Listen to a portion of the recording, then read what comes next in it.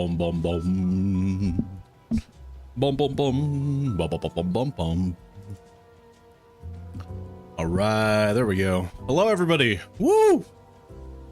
Everybody back from their smoke break, or whatever break you needed to take from that that adrenaline you got. Man, what a reveal! If you have not checked it out yet, and you like Path of Exile, please do. It's good. That's all I'm gonna say. It's good. I'm excited for this league. I think it's gonna be a really good league. It's gonna be fun. We're gonna find some really crazy ways to exploit it. FUB gun has been buffed. It is confirmed. The bow part, not necessarily, but kind of. There's a Widow Hail variant, so you know, bows got buffed. Yeah. I don't know. So many cool things for this league. There's a couple things I'm a little worried about, but like overall, I think it's gonna be super fun. And yeah, it's kind of given me. I played Scourge. It's kind of giving me Scourge vibes, play wise, but cooler and a lot better. And then also, I don't know, just a lot of that juicing mentality that I had in Sentinels. I think it'll be, it's gonna be interesting. So, but yeah, we haven't done the hard part though. We have to go find out what got nerfed. So, how am I gonna do this? Let's see. We can do. Bingo board is still there.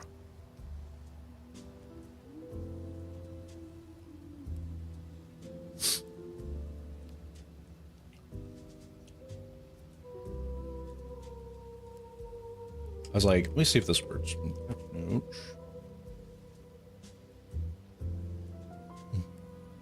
Okay.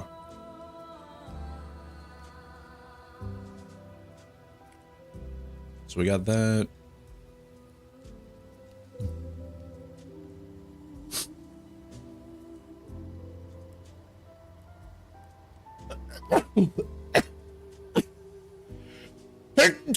Woo! Good lord. I think what I'm gonna do is I'm just gonna do a screen share. It's gonna be easier to do that way anyway. So.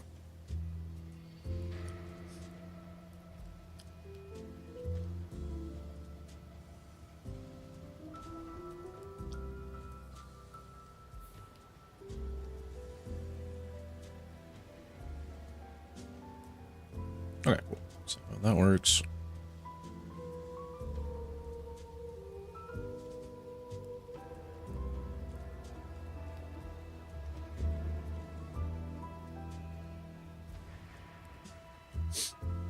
All right, we got patch notes. I was like, oh, I see. Hold up. Hold up. Wait a minute.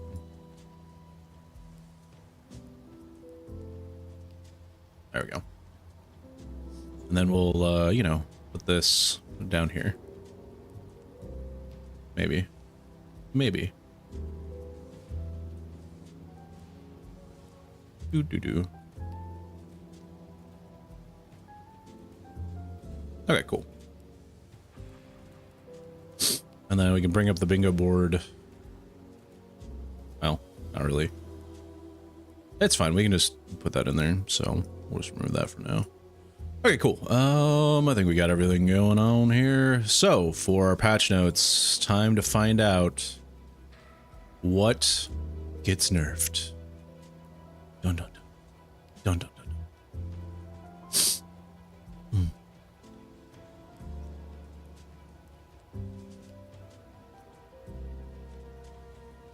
Okay, here we go, guys. Let me just go ahead and set up. I think I'm gonna go ahead and do the recording as well. So I'll pause music.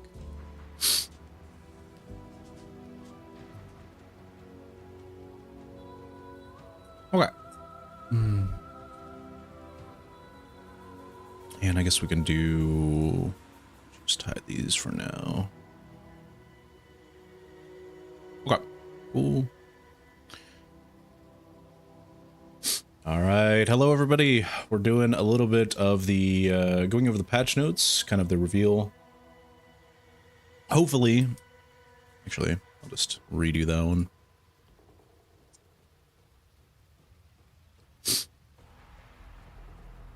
All right, hello everybody, and welcome back. We are doing a bit of the patch notes reveal for today, and we are going to just kind of check out what got nerfed, what got buffed, any new skill gems. The Mirage Leagues look super interesting. I am very hyped for it. I'm glad that we're getting a juiced up league. It's gonna be a lot of fun. So, but yeah, let's just I think let's just go ahead and get into it. Yeah.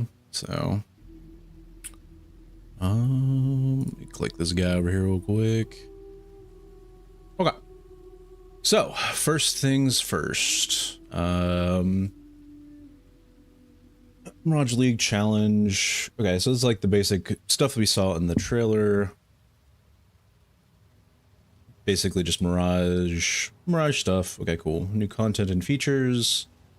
So we have the new Reliquarian Ascendancy class for the Scion, which is very cool. I'm glad that they did actually add it and not just tease us with it. So this one right here is going to be interesting. The exceptional support gems are I'm curious how that's going to work and how that's going to shake up some of the meta.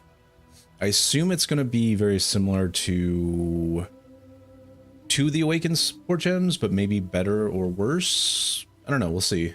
Because I think their goal with it was to make slight augments, like what they were describing was with Awaken, like spellcast or spell cascade.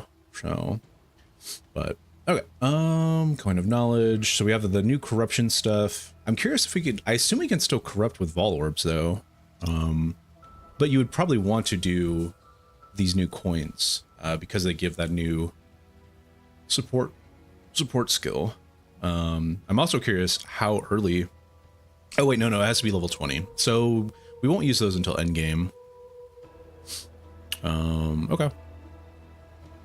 It's not that big a deal then. Let's see. All right, Holy Hammers added new strength. This is the excitement right here. Holy Hammer, slam the ground ahead of you, calling down a holy hammer from above. On hitting an enemy, another hammer will cascade forward, repeating if further enemies are hit up to a cap. A power charge can be expended to call down additional hammers to either side of the initial slam. Requires a mace or staff. Damn it. Okay. That is actually what I was worried about, is that we are... So this is Mace League. This is actually going to be a Mace League. Okay. Right here. Let's put on the tool.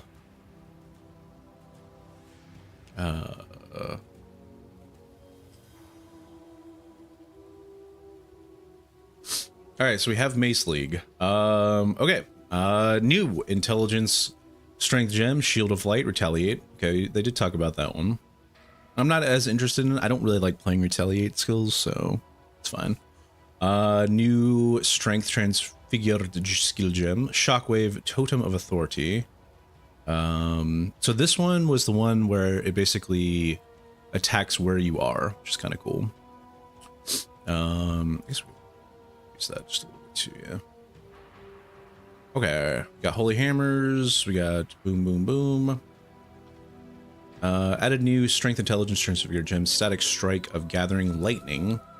Attack with a melee weapon, gaining a Gathering Lightning buff for duration if you hit an enemy while you have Gathering Lightning. Attacks with the skill cause chaining beams of lightning. That could be interesting too. Charge dash of projection. Channel to project an illusion which you steer. You gain stages while it moves until it stops at a maximum total distance. Waves of area damage frequently pulse along the path based on your attack speed. Stop channeling to release the illusion, dealing a final wave of damage. Okay. See, flamethrower trap. Could be good with the new, if Habsab's getting buffed. Okay, we have a new kinetic Oh, we have a new kinetic fusillade. Oh, okay. This is kind of cool. Wave your wand to create multiple hovering kinetic bolt. After a short duration, the projectiles explode, dealing area damage. Using this attack again will reset the duration of all hovering. Okay, cannot be direct. Yeah. Huh. That might be pretty fun to play with too early. So let's see. Added new intelligence one. Roofstones of Squall. This is the other one they were talking about. It creates an electrical orb that will strike in an area of effect with beams of lightning when placed. Okay. Will teleport to a random enemy struck. Casting the skill again will replace the previous orb. Okay, so it's like a... Huh. So it's... Yeah, it's like when you move, but it will move itself. So that's kind of cool. Shock Nova Procession. Okay, this is the one I think I was interested in. Okay, so normal Shock Nova thing, followed by a larger Lightning Nova. Each effect hits enemies caught in the area with lightning damage. This then repeats with each repeat offset from the previous in the direction of your target. I wonder if this is the one that they were showing off in the, there's definitely an attack that was like Shock Nova-y like this. This could be, I think this could be a cool one to use for Archmage, actually.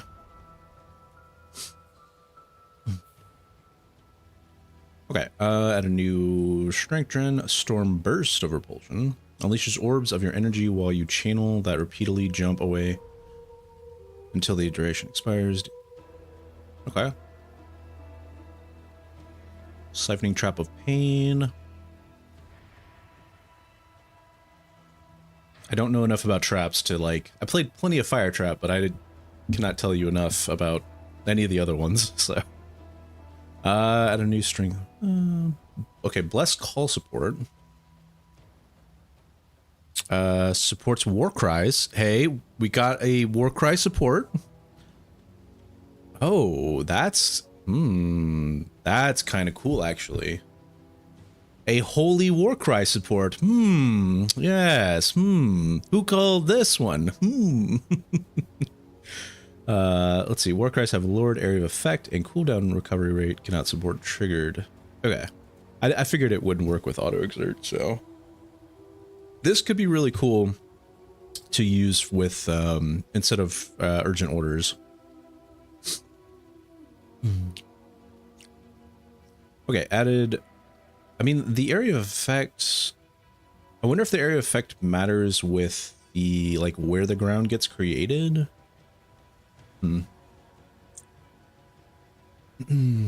Excommunicate supports melee attacks, causing them to gain a percentage of physical damage as extra fire or lightning damage. And excommunicate enemies on melee hit? What the hell does that do?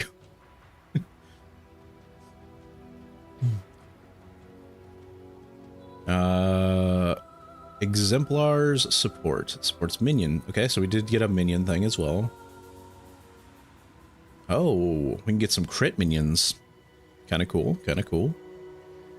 Let's see, new rune graphs can be found. All right, cool. We got 1, 2, 3, 4, 5, 6, 7, 8, 9, 10 rune graphs. 13 unique items. Added 8 new div cards. Exotic substash of currency stash has been split into 2 new substashes, Atlas and League. Okay. Continued to incrementally improve the sound, art, and effects. Well, thank you so much for doing that. The other thing I need to do is check how many gems we actually got. 1, 2, 3, 4, 5, 6, 7, 8, 9, 10, 11, 12, 13, 14, 15. Alright, so we got 17. So I was off by 4. Okay. Endgame changes. This is probably like, this is the craziest thing. They just overhauled the entire endgame and it looks real good. So we kind of know about this. Like, it's a tier system that's similar to how PoE works, and you get to just run a map as long as you have, you know, like a T11 map essentially, which is good. Let's see, all content accessing. Let's see. See, this is the one I'm curious about. All the unique maps are now present. Because I'm assuming they're adding some new unique maps. Again, it's possible before my time that there were some unique maps that they had on there.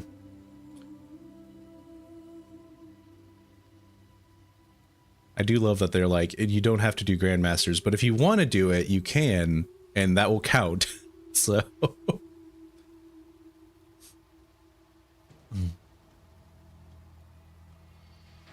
And it is determined to stop. Yeah. Yeah, the new Aegon stuff looks good. I'm kind of curious how the Astrolab stuff works. Like how it feels to juice with. So okay.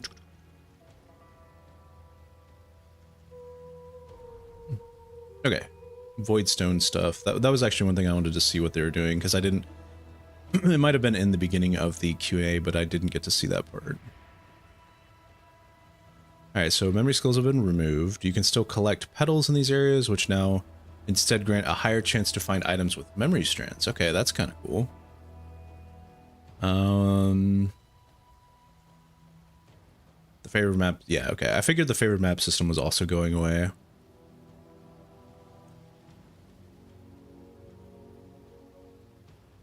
Requiring map fragments rather than map items.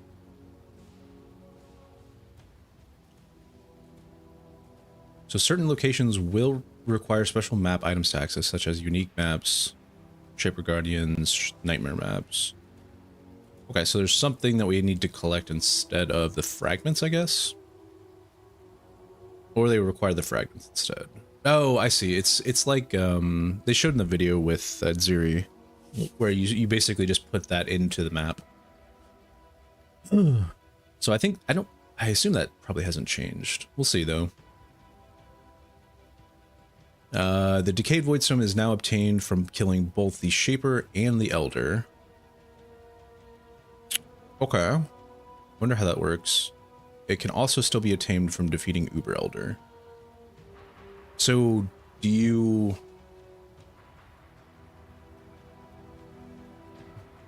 So... Huh. That actually makes it easier to get it then. If I'm reading this right. So you just basically have to fight the Shaper and kill the regular Elder. Okay, that's kind of a buff. I like that. Okay, you now receive a Voidstone from killing both. I see what they did. Okay, so you get a Voidstone for Shaper and Elder. You get a Voidstone for Searing Exarch and Eater of Worlds instead of one from each. Okay. So I assume you probably just unlock it on the map rather than it dropping, is my guess. So, okay, the extra Voidstone that this leaves is now obtained from killing the Incarnation of Dread. Okay. So we have Maven, Incarnation of Dread, Exarch, Eater, Shaper Elder. Okay. I guess, I don't know, the Dread... I assume the Aegon stuff is going to still be the same? No, it's not. It's not going to be the same, though. Let's see. Let's read on. Leading the Arcanation of Neglect. Okay, so we have one for each of those three. Now award a skill book granting 2 Atlas passive abilities and 2 respect. Okay, so the Originator quest, because I think the Originator quest was supposed to get added some extra bonuses as well. Okay, completing each Nightmare map now awards 1 Atlas skill point.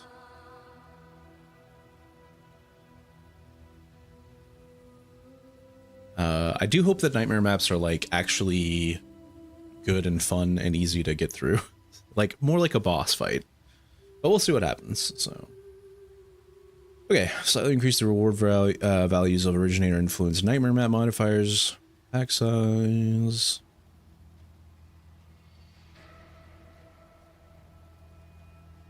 Okay, so we get more item rarity and pack size in Originator and Nightmare, but we get less currency or maps and scarabs.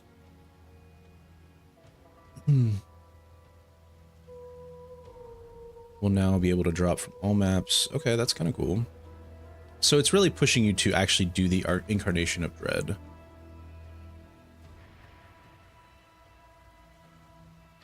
Okay, so progression wise, basically we still do Eater and Elder, or Eater and Elder, Eater and Exarch, and we get one Voidstone there, and then we can, basically I'm looking at it like, then you position yourself to do, you're still doing Maven stuff. Maven's still, I think Maven's still the hardest fight, and then they've made the other, your third Voidstone is now your second Voidstone, and they've made it easier to get that, which is good. And then Dread was not that bad. It was harder in the actual Freesia stuff, but okay. It's interesting because I think you kind of progress all the Voidstones at the same time-ish. Like the Maven one and the Eater Exarch obviously are going to be a little bit more mutually exclusive since you can't run the same types on each map, but interesting. Okay, let's see, T17s, we got the Nightmare stuff, rarities. We'll have more memory strands on average. Cool. We like that. Atlas. So I think one of the things they wanted to do was give memory strands a buff so they actually feel good to craft with. So that kind of is helping with the rare loot problem, I think. So like, I think day one, it's going to be, you know, picking up rares is going to feel good. And then to help days 2 through 4, picking up items that have memory strands, because they should have higher rolls base, and then if you want to, you can re-roll them with Chaos Orbs. This is the way I'm thinking about it. So, because Chaos Orbs also there's not as many of them. So, or there's not as many. There's not as many uses for Chaos Orbs now, so we will probably be using them to craft some basic stuff early, is my thoughts. I really like this one. We don't have to chisel anymore, and we just get 25 total map quant at the end. That feels so good. Okay, sure. Yeah. Uber bosses are take less fragments. All right, all Maven invitations are now accessed through Kyric rather than some of them being quest items. Okay, that's good. Can no longer be used in the map device to open a random Vol side area directly.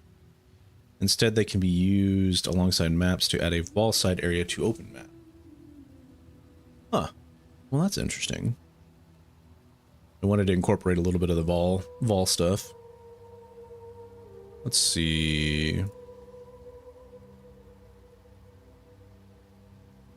Okay, Blessed Orbs are now able to reroll specific Conquer inhabited. Okay, so it's Blessed Orbs. Blessed Orbs got buffed. I hope that means that they drop more frequently.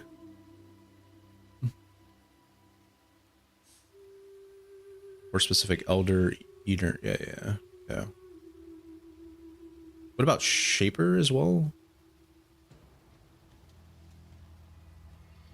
Okay, that's actually, I love that the Elder Shaper Conquer maps always generate on a C16. That always felt weird to me. Okay. Okay, so Kyric Atlas missions are gone, and defeating map bosses is no longer getting a chance for Kyric missions. So that is a big change to your initial Atlas tree right there, right? So we're basically not shooting for Kyric missions anymore. It's all here. Okay, so those are all gone. And those are all gone too. Poof! Alright, the side quest divination card has been temporarily disabled, and existing copies of that card cannot be traded in. I assume that one, I think that was the scouting report one. So chisel, or I'm sorry, cart chisels are gone. The other chisels are still there though. Cannot be traded in? Okay. It makes sense that they probably would do this one because I think most people would just run the div card one. It probably means that when you're juicing the chisel, I think there's a chisel for quant, or no, not for quant, there's one for pack size and then there's one for scarabs, I think. So I have a feeling that the scarab one is going to be the expensive one. I think it was already, but I feel like that's probably going to be the one that people are using to juice. It depends on like what the scarab, like how the scarab strategies work and stuff. So now drop additional scarabs instead of additional map currency. Now drop additional scarabs instead of additional map currency while you have an Atlas of the Worlds room in the temple. Oh, okay, I see. So we get, if we have Atlas of the Worlds in our temple, we have a higher chance of getting scarabs, not map currency. I mean, whatever, that's fine, yeah.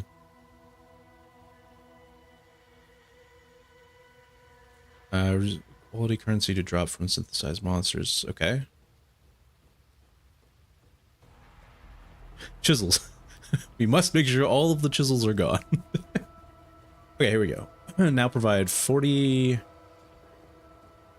previously 60. Okay, so they're actually nerfing some of these. Interesting. I think it's because people will be using them,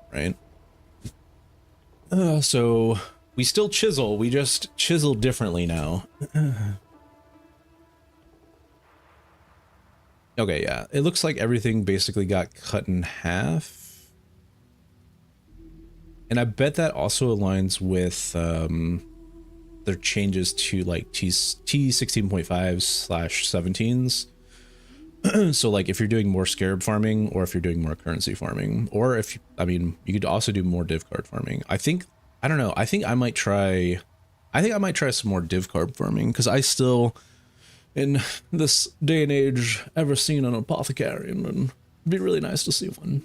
So but yeah, I think like I will probably buy up div cards, chisels, and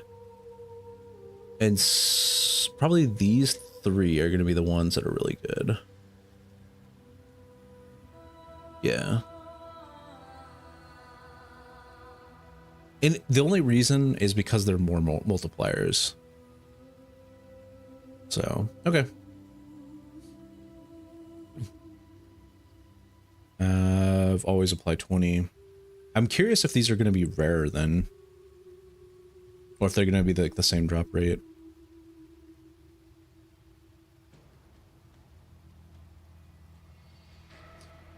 Greatly reduce the amount of items dropped from exploding barrels in the fortress map. These barrels will now drop a comparable number of items to barrels in other maps.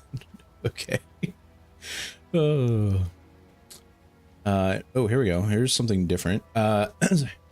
Interesting. Eldritch altars influenced by Searing Exarch can now grant orbs of scouring. That was an eater thing before. And Eldritch altars influenced by Eater of Worlds can no longer. Okay. I mean, they just changed it. Yeah. I wonder if that's because chaos is kind of getting nerfed.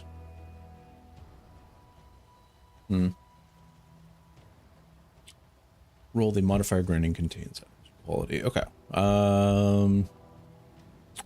Resonating shrines no longer grant a bonus per frenzy endurance, instead now grant additional maximum. Oh, okay. It's kind of an interesting buff. One that I didn't see coming. So the efficacy of ambush scarab of discernment has been reduced. Okay.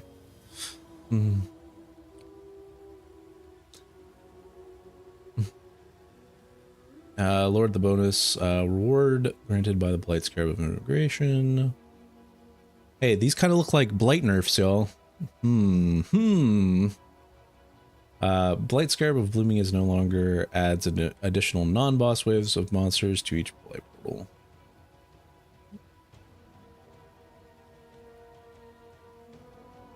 Two additional waves with the chances of third. Yeah, these are definitely Blight nerfs. I mean, based on their Q&A, I get it. They were kind of like, yeah, it's just spawning too much crap, and we don't want too much crap on there. T16 plus areas contain the bosses from a random Maven invitation. Okay, interesting. Introduced the, oh, we got a new Abyss Scarab. Here we go. Okay, guaranteed. That's actually kind of nice. Guaranteed abyssal depths. Definitely for like softcore, hardcore players, that will be really nice for getting some of those uniques and stuff. Which adds an additional exceptional. Oh yeah, this thing. That thing terrifies me. The super rogue exile. Betrayal Scarab of Unbreaking, which gives a chance for syndicate members to not lose ranks when they are interrogated. Always drop with 4 implicit modifiers. That's cool.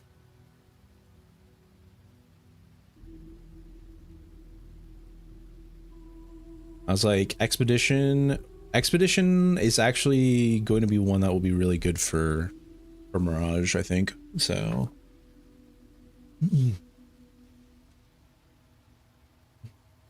of enriching, which increases the amount of ore gained from the ore deposit and difficulty and rewards of monsters guarding ore. Okay, so this is kind of like the, I think in the essence mob, or the I guess it's deliriumifying the ores a little bit, right? So it gets progressively harder. But I guess the essence mob does that too, right? Because it adds one of the rare mods to another rare. Alright, introducing the Ritual Scarab of Corpses, which causes rituals in the area to contain an additional rare itemized corpse that will appear in the favored window after being defeated. Okay.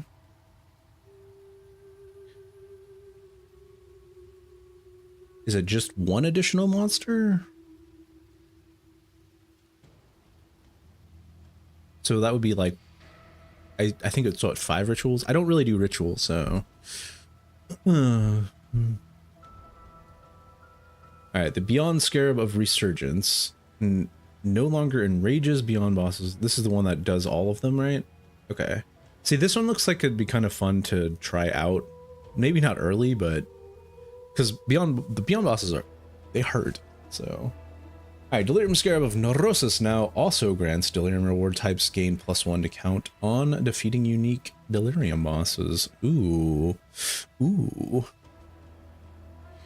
that is pretty good, actually. See, this is a reason why you would actually want to fight the Delirium bosses. I was like, what is it right now? I need to look that up. Let's see. I think that's the one that increases the, oh, no, it doesn't. Okay. So that is the one that just adds all the bosses to Delirium. Which I think there's just the 2, right? So. Domination Scarab of Apparitions can now also spawn Pantheon Shrines and additional 2 conquered ones. Okay. Interesting.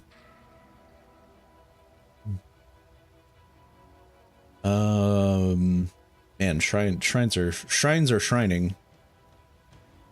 The Influencing Scarab of Conversion has been renamed to the Influencing Scarab Interference. No longer grants a chance for maps to drop a Shaper, Elder, Conqueror, and now instead spawns a Conquer, Elder, Shaper, Guardian, or Synthesis boss to accompany the Bat boss. Huh. It's guaranteed to drop a Shaper, Guardian, Elder, Conquer, or synthesized map. Oh, I see. Okay.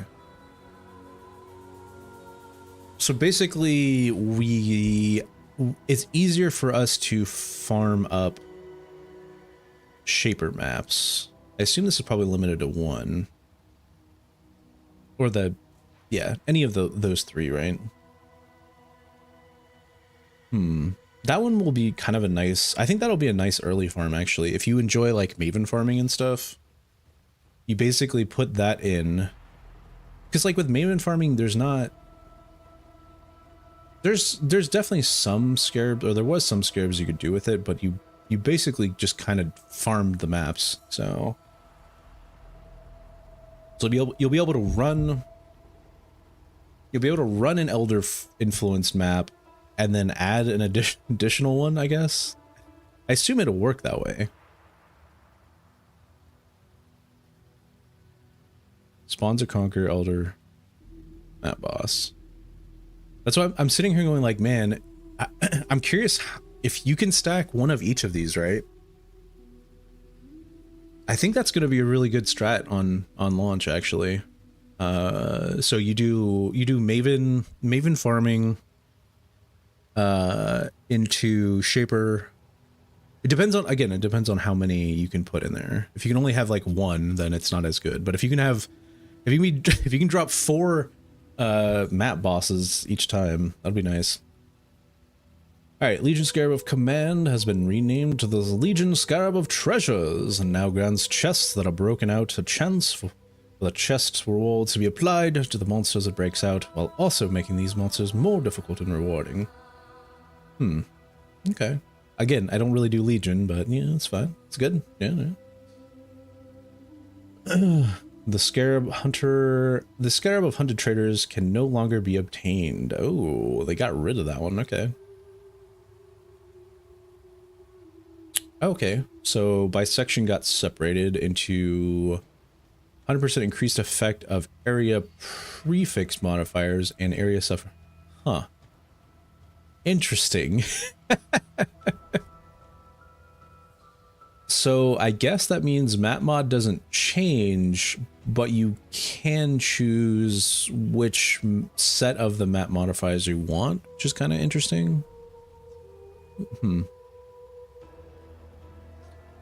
Alright, 2 additional ores, previously 1. Okay, so we get, I mean, that's a buff for Calgarian farming, which is good. Essence Scarab now grants area contains 3 additional prison monsters, previously 2. Yeah, I figured, like, I figured some of these would get buffed because if they're taking it off the map device, that makes sense, right? Okay, so the Domination Scarab now grants 3 shrines, 5 rogue exiles. How many can you put in there, though? I think it's just 1. Oh my gosh, the Ambush Scarab, though. Strong boxes are also going to be, again, strong boxes are always going to be good. They can't not be good. Like, strong boxes keep winning. But yeah, your normal strongback setup would be what, 3? So it's not really changed because, again, map device. This is why they were changing them. So, or why they got a buff, I guess, is what I'm trying to say. All right, new map modifiers that can roll on Originator, Influenced, and Nightmare maps. Okay. The following maps have been added back to the Atlas. Shrine. Oh, okay, yeah. So all the new. Let's see. Did we get rid of our one that we hate? Looks like it's still in there. Oh, Toxic Sewer is gone. No, no.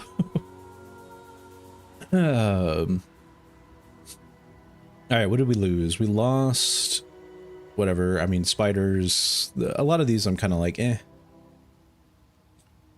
Desert, Bone Crypt, Toxic. I am sad to see Toxic Sewer go. I think, like, I already thought about using that as a little bit of a fun way to do things. So, Channel, Bazaar, Glacial, Temple. Okay, so like not any terrible ones, I guess.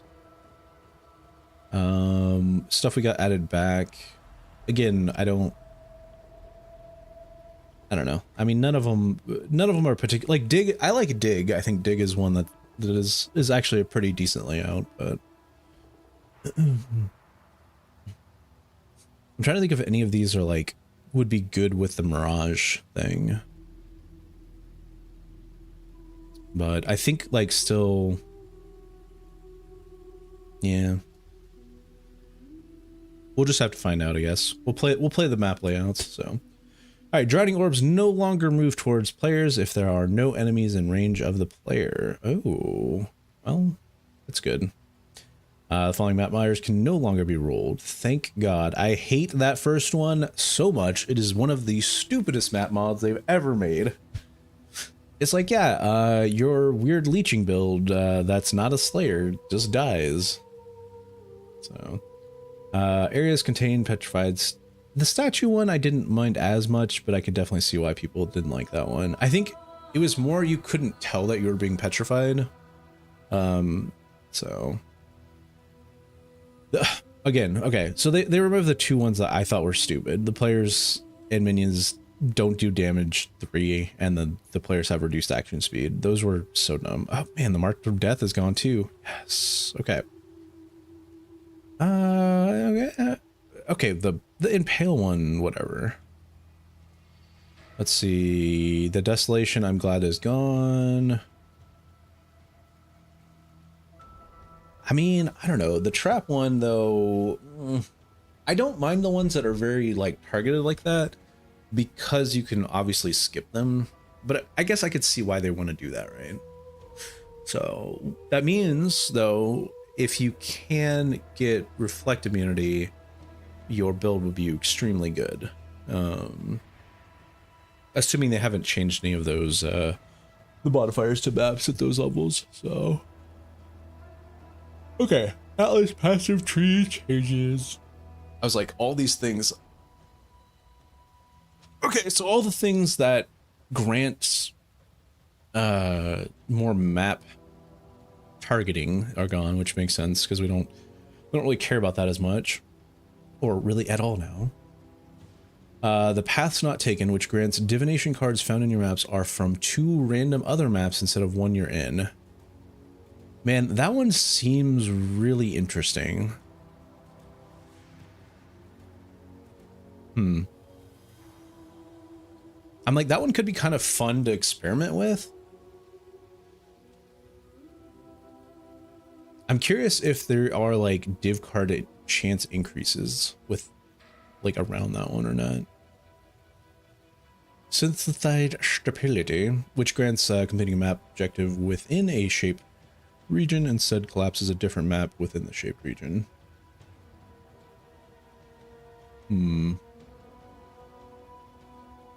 Alright, overloaded circuits, Atlas Patronymium grants your maps are opened with 5 additional random unallocated nodes. Yep. Okay, here we go. Refiner's Bargain.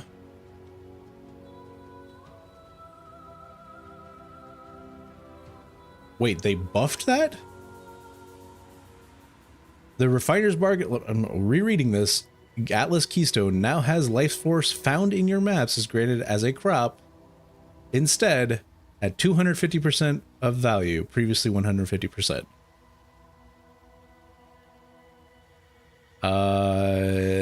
Did they forget what happened when it launched? Because I think it was 300%.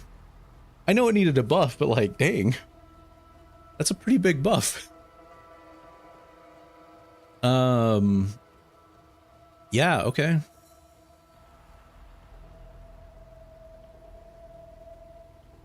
That is so Kalgurin Harvest, I guess. It could be a pretty good strat early if you want, if you enjoy doing King's March. If you don't want to do King's March, don't do that. But I'm excited for the Maven one, I think. I think that one sounds kind of interesting. Let's see, the Ancient Conflict passives now grants Abyssal Troves and Spires. Okay, higher chance to get Abyssal Scarabs. Alright, All right, expedition detonation speed is whatever. The Chiseled Perfection Atlas has been renamed multiplying modifiers and now grants 3% increased effect of per fragment used with a map. Okay, that's kind of cool. Let's see. Beasts in your map have bestial rage, and defeating beasts grant a stack of Hunter's Cunning. Previous this passive granted beasts to break free and gain. Okay, yeah. Okay, cool. So they actually, I think they may have actually fixed this. So beasts aren't broken, basically. Side areas. Okay, for the love of the queen. Immune response, Atlas passives now grant, are now Blight Monster.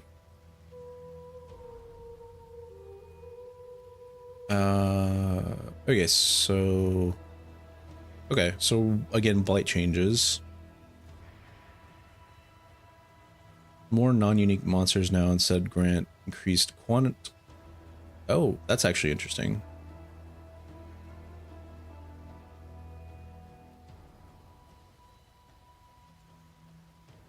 That one actually could be pretty good.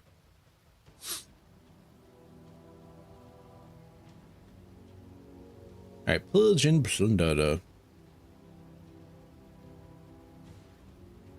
Yeah, this one is, this right here, the Pillage and Plunder seems insane. 5% chance to drop a Fractured Veil mod. Yeah, that seems really good. All right,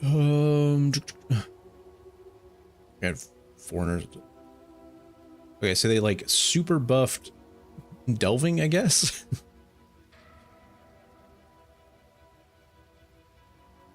That grant increased just got 6%. All right, more smuggler stuff. All right, so yeah, Shaping of the Mountain Atlas passive no longer has 10% chance to complete maps to gain it for use. Yep, it now has 10% increased number of rare monsters in your map. Okay, that's, yeah, that's kind of a good change, I think. So, Shaping of the Skies. Ah, okay. I like that each of them has something a little bit different. Okay, so this one's, so one's rare, one's magic. That's kind of cool. It's like not, you know, it's not overly important, but it's kind of, I like that they changed it that way. Instead of just being like, and crafts are gone, you get nothing. Yeah, whatever. Nobody likes doing labs. Let's see.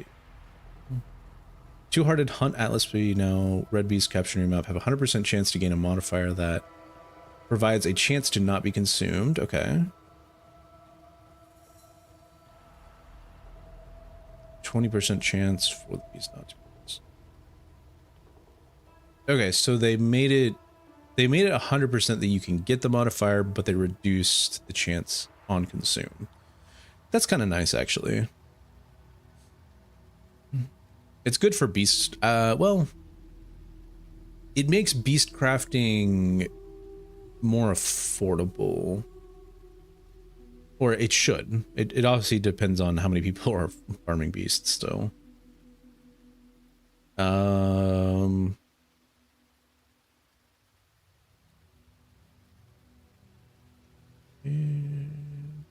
More. All right, and then heist stuff. Okay, so quite a few changes to the Atlas, but like not, I don't know, maybe there's more. Maybe there's more to it. Like obviously Breach is getting added back in, right? So. All right, you now encounter Aelith on the first time the Mudflats interest. It's still going to be that same spot. It's just going to be an X6. It's fine, whatever. I guess she won't give you a graft to graft on yourself, so. All right, multiple unstable breaches can spawn in the area. However, breach hives and unstable breaches cannot both be present in areas. Okay, good to know. So you basically, you get one hive or you get multiple unstable breaches. And I think it depends on like what loot you're farming to some degree.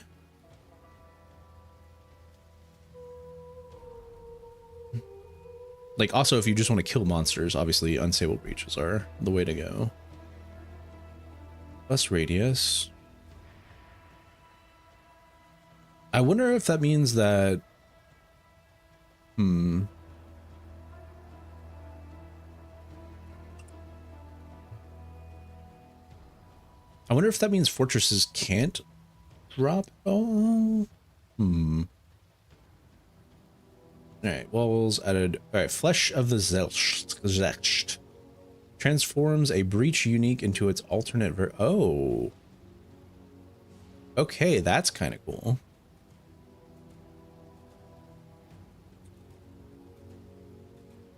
Breach stones are now non-functional. They can be traded to a vendor in exchange for high brain lands and not asking too many questions. Oh, I love that. I am sad to see breach stones go. I think it was actually a really cool way to get XP, but for a content, they were pretty boring. I will say that. The music was good too. Alright, following items have been removed and this time will be deleted upon logging in. All your flesh graft, implant, blah blah blah blah blahs. Now directly open. Oh, okay, cool. So the glands now directly open it to a hive colony rather than being used alongside a map to add an entrance to a hive colony with that area. That's actually kind of a nice change. So you can farm a bunch of glands basically and then just run hive colonies for a bit or buy them if you want to, right? So, all right, the Genesis tree is now fully grown by default, meaning all wombs will be accessible from the start. So literally in Act 6, we will have full tree. We'll have full tree in Act 6. That is terrifying. Oh, wait, hold up. Wait, meaning all wombs will be accessible from the start. You will still need, okay, you'll still need to work with Aelith to unlock points to Alligite. Okay, so no, I'm sorry. Back that up. Completely wrong. So you do still have to like unlock the Aelith stuff, which I assume just means go get the parts and then unlock the points and stuff. Draft blood has been renamed to hive blood. I assume you still just get it as a resource then. Okay, grass can no longer be created by the tree. Corresponding branch has been pruned. They're very good at that, like those lore bits is the way I would put it.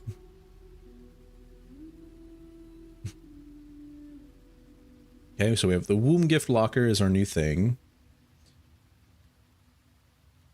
Okay, so provisioning. So what they were saying before on the Q&A was the weapons and quivers can't be made. So you can't make a crazy axe, unfortunately, which is like one of the things that we kind of want to do.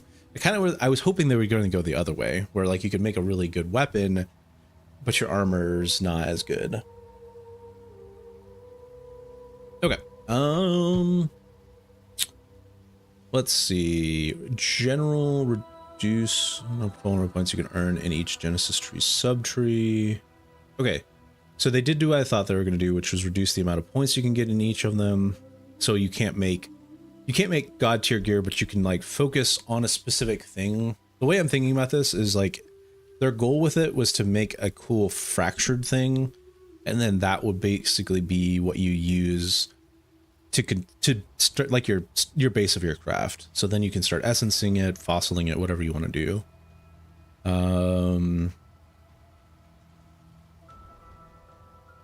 Yeah, okay, cool. There's now more variance at the end game of the item level of items generated for each growing of guaranteed additional item levels. There's more variance at the end game of the item level of items generated from growing equipment wombs on the Genesis tree. Okay, so we can't +1 our gear as easily. Now it requires you to kill it. That was Toll, and that was flesh. That was flesh, yes, Ash. Okay, so no more flesh grafts. Hive blood no longer requires grafts to store. Okay, so we get 100,000. We get blood. 100,000 blood. Okay, so we get our clusters back on the Atlas thing. Keystone Foothold, which grants counters in your map to always be hives. And Energy of the Gate, always to be unstable. Okay.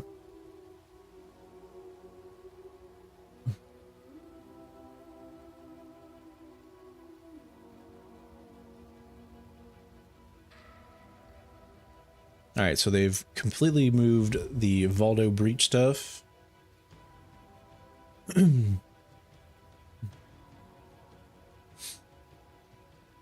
All breach scarabs have been reworked. Alright, so that I assume that doesn't work. Like, the breach hive doesn't work if you have that other thing in there. I mean, it's maybe it is a thing that's broken. We'll see. 2 additional unstables.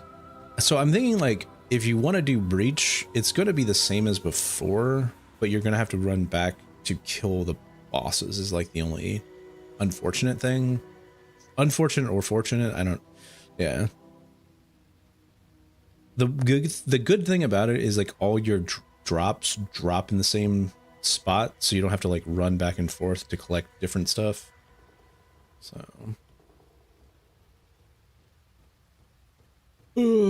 let's see. Okay.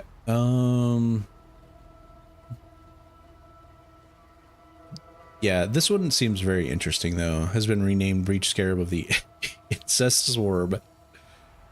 Enrage the hive. Just piss off that hive. So an area 10% fat. Okay, so they did bring back this one, the Cascading Breach, which I actually liked that one. That one was kind of fun to do. Because it was kind of like, how fast can you do these breaches? Go, go, go.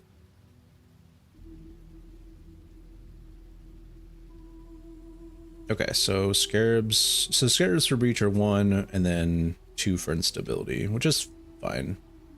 I think that one could have been 3, but depending on, like, what you want to do. It's now remove only. The following divination cards have been temporarily disabled. Okay, so those are all breach related. Foulborn Barracks Respite can no longer roll ignited enemies you kill explode, dealing 5% of their life as fire damage, which cannot ignite. Okay, so they saw a problem with that, I guess. I called it. There would be a couple Foulborn uniques that got a little nerfed, you know. Can no longer roll killing. Okay, so they're taking off all the explodies because they were definitely kind of broken. Not broken, but just a little too easy to get the quality of life on, I'm assuming.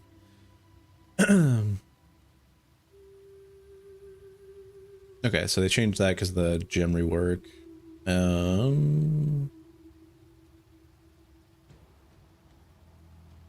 Fullborn now. Okay, this was the one I was curious about, was if they're going to change the dreams. So now granting fire resist to all animals. Wait, what? The red dream now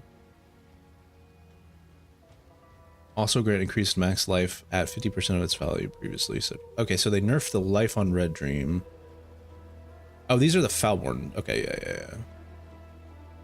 So maximum mana, maximum energy. Okay, so the ES one was like the one that definitely needed the nerf, most likely. The other ones, I don't. Yeah, whatever. I don't think you should nerf life right now.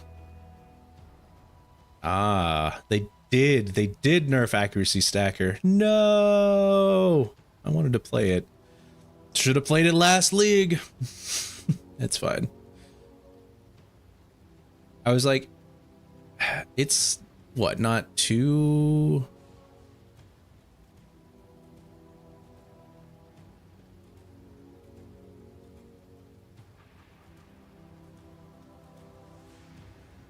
So okay, all right, we got an ad break, so What else we got? What else we got? Fire of the Storm now has mana is increased by 1% per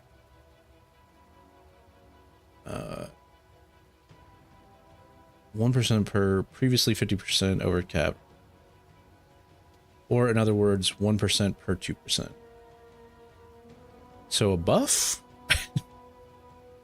I think so, yeah.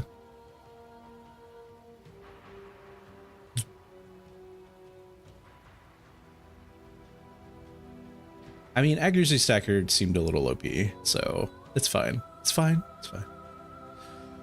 Okay, Ghost Wraith. It's equal to 40% of your maximum life. They really nerfed Ghost Wraith? Really? How dare you? Increase maximum energy shield per strength. Okay. There it is. Harbinger removed as a core league. Oh my god. Well, these patch notes are so long. There's so many of them. I love this. Okay, so I love that they put the message in Harbinger. As turmoil grips the Atlas, the Harbingers appear to have departed Rayclast, leaving behind only a cryptic message. Somebody is gonna figure this out. They're gonna be like, yes, I speak of the Harbinger.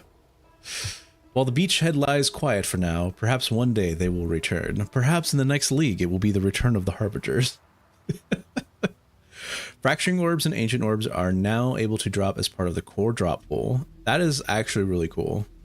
Basically, we now have a new, like, kind of a ting.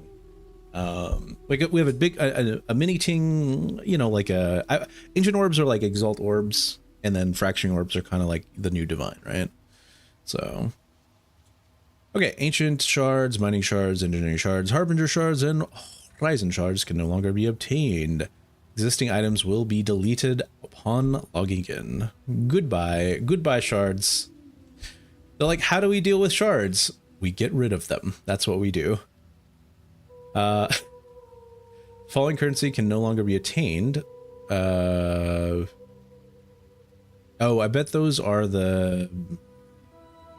I don't know enough about harbingers, but the thing that you have to do to get them, to get the, like, harbinger uniques. Okay, so I assume beachhead stuff. I mean, it's, yeah, no, I would assume beachhead is gone then. Yeah, okay, so this is the unique fragment stuff. Can see the following uniques can no longer be attained. The beachhead, yeah, okay, beachhead's gone.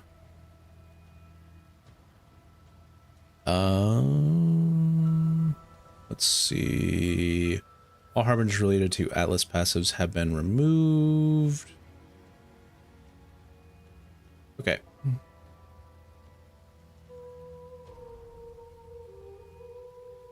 Okay, Harbinger Scarabs, man, that is so wild to me.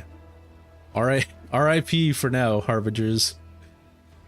These Scarabs will be converted to Veiled Scarabs upon logging in after the launch of 3.28. Does that mean they're like hidden, or is it a new, is it the new thing, the new scarab thing? I have 100% chance to be divination. Ah, okay. Okay.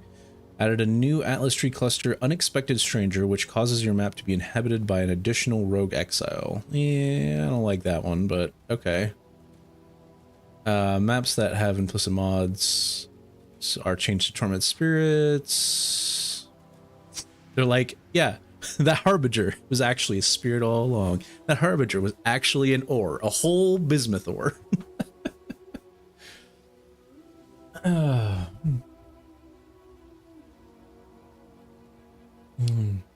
Existing ones will drop currency. Blueprints that had Harbinger rewards now. Okay, so gold. I think they kind of grabbed all of them that had Harbinger things and made them fixed. Okay, cool. Vendor recipes for currency shards are unchanged. Wow. Wow. What all right. We're like halfway through these notes. Okay, next, King's March. Route to the new. Okay, so we can go to Mota Aro, which I assume is probably the desert area, which is kind of what's themed after everything. Will now return currency items, while shipping crops will return equipment items. See, shipping ore and bars. And oh, wait, hold up. Oh, they flipped it. That's interesting. Okay. So bars and ores are now your currency, and if you want gear, you ship crops. I actually like that a lot. That's a good change. Because it's not just a gold sink, like you're just like, oh yeah, well, I'm just gonna like naturally get money. It's like, no, you have to go do the ore, and like then you get currency for doing like the ore stuff. So, cool. Okay, I like that. Favors can now be re-rolled. This is the other one I like too. So the favored resource thing, I'm kind of curious how that's gonna play out. I think it's gonna be really good though. Grant specific tattoos or special rune graphs, for example, shipments. Okay, cool. So we can easily target farm tattoos if we want to. Let's see. The Guild of Kingsmark Smelters have devised new technologies for more efficient smelting. As a result, they can smelt ores into bars twice as fast, but will charge more gold for their services. Okay. They've gotten better, the stronger, the smarter. Due to the reduced global demand for crops, King's March farmers' gold wages costs have decreased. Okay. I guess you'll still want to do them and like just set up your farm not in like a two, or like having two crops. You could still, I guess you could still target farm specific stuff you need, but like just doing a general, doing like a general farm to fill orders is probably a good idea. I might actually play around with the King's March stuff. Let's see. Due to reduced global demand, yep. Due to heightened danger within the Atlas, King's March Mapper's gold wage cost has increased. Oh. Can no longer return cluster jewels over item level 83. Okay, there's something with cluster jewels then. All right, unmaking. That one turns it. Oh, that's interesting. That's probably a good beastcraft to get.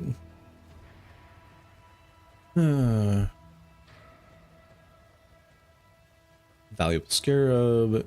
Okay, this is the one I was curious about. So the beastcraft recipe to increase the level adds 500 million experience to an exceptional support gem. And then the beastcraft quality recipe to reroll an exceptional support gem for 3 high level. Wait. Let me read this. Recipe to reroll an awakened support gem now sacrifices an exceptional support gem for 3 high level, high quality support gems. Huh. Okay, so now sacrifices an exceptional support gem for 3 high level, high quality support gems. What does that mean? What does that mean?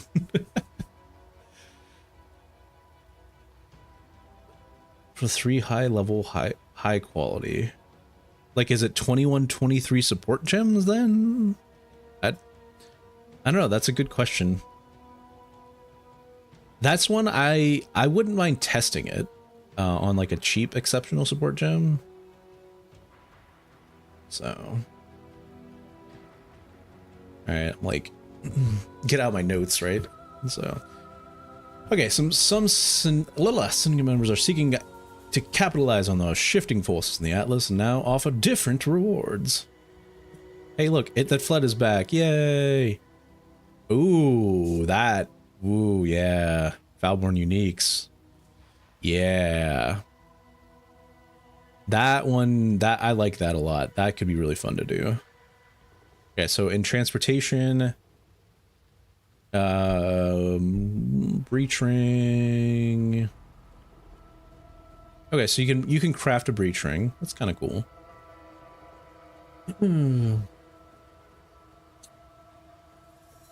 Rin and research. So scarabs. Incubators. So incubators, Cartagger, scarabs. Okay, the big one I think is It That Fled. Rinse is good, but it's not. It's basically, this is another way to actually get Foulborn uniques without having to do breach, so that's kind of cool.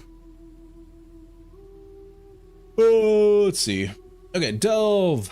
The Sulfite Scarab no longer has map owner, obtains 150% more Sulfite. That's it. There's that, yeah. And chests and maps has been increased scaling.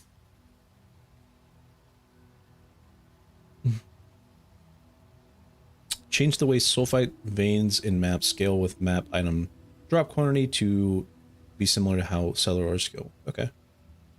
I was like, Delve, they didn't put the Delve thing in there, but they said no, fossils only come from Delve. Alright, so Tujin no longer sells cluster or abyss jewels. Again, kind of random. Added a modifier to ultimatums that prevent players being able to block. That's kind of nice, actually. Or wait, no. No, other way around. That's not nice. If you're relying on block. Alright, player changes. Here we go. Time for the actual buffs and nerfs. Templar now wakes on the Twilight Strand, more in touch with his faith. The starting skill gem for Templar is now Holy Strike. Okay, I like that a lot, actually. And the starting support gem for it is now Hollow Support. Okay, cool. I like that we're getting a little bit more like Paladin vibes from Templar. Totem placement speed is now scales the speed at which totems emerge. Ranged attack totems now have a base placement of 0.5. So, okay. So it's a nerf? Yeah. Channeling spells such as Lightning, Tendrils of Escalation, and Blight will now channel towards enemies from further away when used by totems. 1% increased maximum undershield. Oh, wow. They actually nerfed it. They actually nerfed ES. I can't believe it. They did it. Instackers got nerfed. Honestly, I needed it though. Like, Energy Shield has been kind of nuts for the last many leagues, so. Alright. Also, so reduced reflected damage taken has been replaced with a percentage of damage cannot be reflected. Okay. That, that actually kind of like better. So, assuming they keep the reduce 1-to-1, it's easier to guarantee not having to deal with reflect. Make reflect easier, nerfed ES. Okay. Skill gem changes. Okay.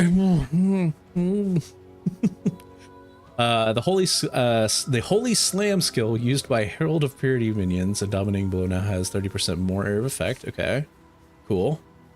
Buff that Holy. Absolution and Absolution of Inspiring now have base debuff durations of 3. Okay, that's a minion based thing. I was like, also a minion based thing, so not exactly my thing. Charge dash. Okay, so they buffed Consecrated Path. Or no, wait. Yes, they did buff it. Okay. More damage with hits to closer targets. Okay, yeah, so buffed Consecrated Path. I kind of called this. They're going to buff some of the other skills. Now deals 15%. Cool. Detonate Dead of Scavenging.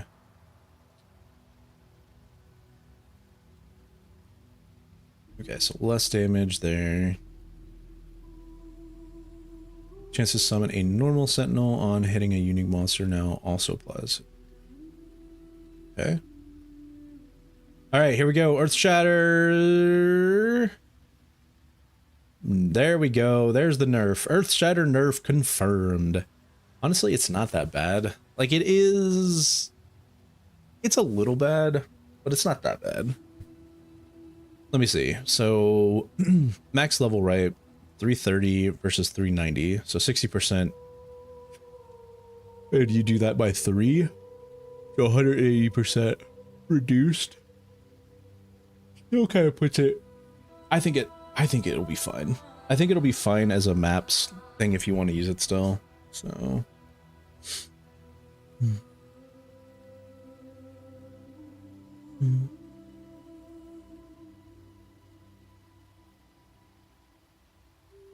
okay. Well, I mean we knew it was coming, right? So quality now provides buff grants.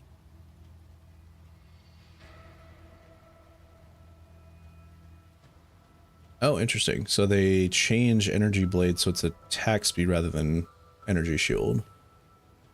It's got an AoE tag now. All you holy flame totem peeps out there, let's go. Let's go, big. Ooh, Orb of Storms can be supported by Spell Echo. Penance Brand now deals 10% more damage at all levels. And that is a lot of added damage. Penance Brand of Dissipation now activates every 1 second while attached. Previously, oh wow, they nerfed Dissipation again. Okay. And now has pulses deal 20% more damage with hits. Okay.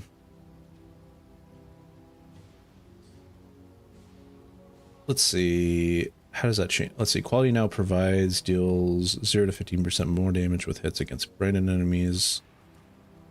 So it scales better with quality.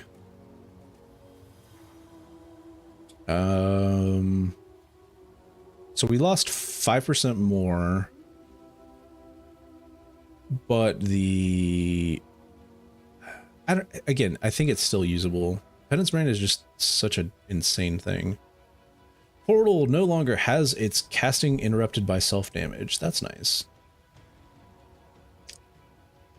Okay, Purifying Flame of Revelations now has a mana cost of 5. Alright, Shockwave now deals... Okay, cool.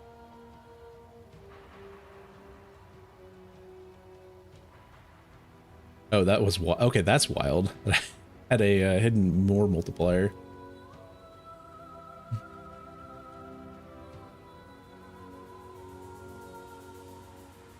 Actually, not that many changes. That is interesting. You know what's not on here? Kinetic slot. Yep. It's not here. Okay, so Stormbrand got a little bit of a buff, it looks like.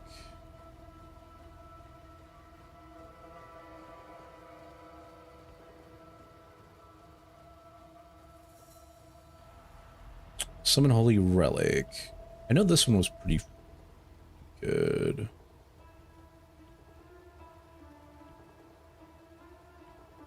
Sweep has been reworked and is now called Holy Sweep.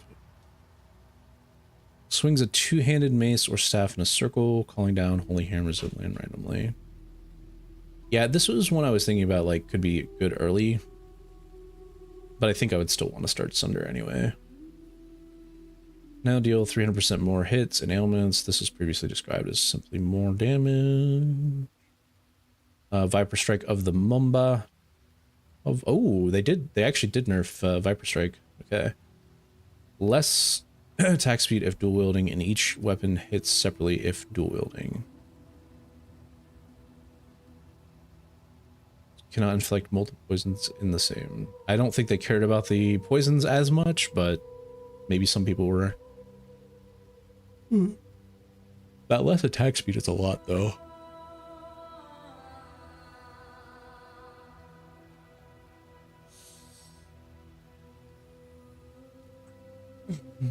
Projectile speed modifiers now affect the time it takes for projectiles to impact the ground previously. Okay.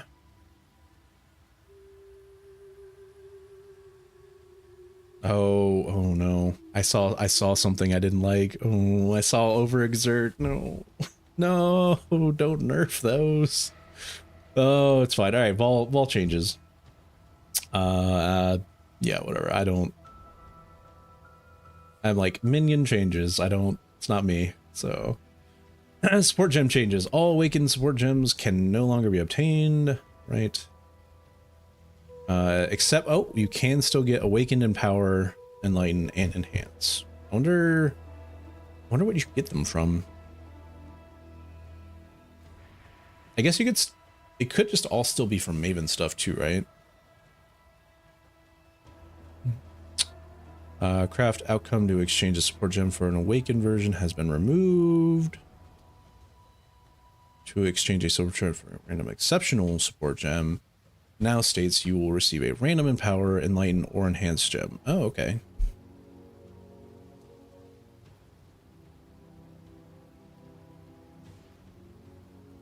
So if we get the support one, basically we can get a exceptional support, right? Which I guess is like kind of cool, actually. No longer works. In a similar way, how Awaken. Yeah.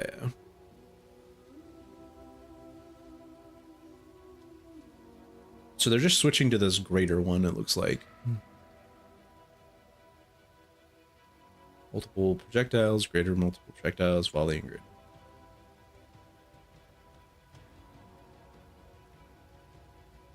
See, lesser multiple has been renamed multiple projectile support. Okay. Now has a mana reservation of 20%. Oh, the auto exert nerfs. Oh god, they hurt. Oh, they hurt. Overexertion now grants support attacks deal 7 to 10% more damage per each war cry affecting him. That is a pretty big nerf.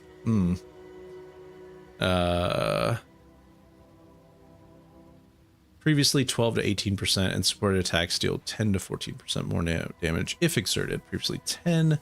Okay, wait, hold up. Let's see here. So they did nerf it, but they changed it up a little bit. Now grant support attacks deal 7 to 10% more damage for each war cry, rather than 12 to 18. 18% more was kind of insane, honestly.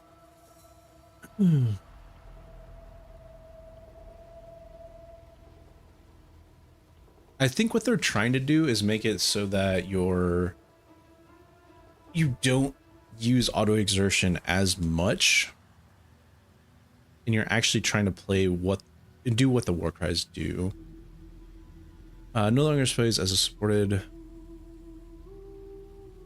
which cannot be exerted, such as shockwave support. Okay.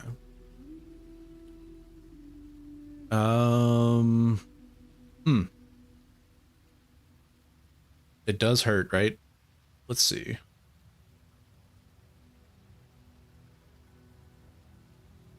So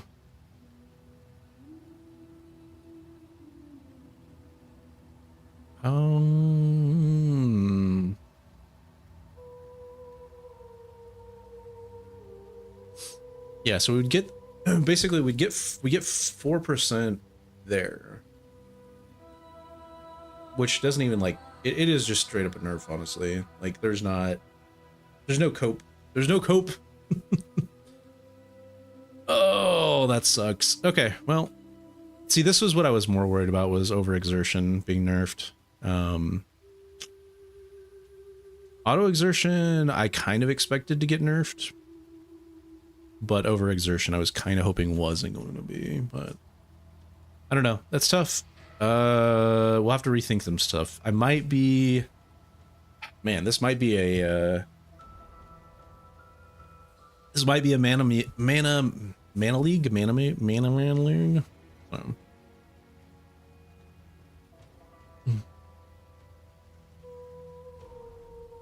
Yeah, because that's like half of the more damage. Because you typically have what, 5?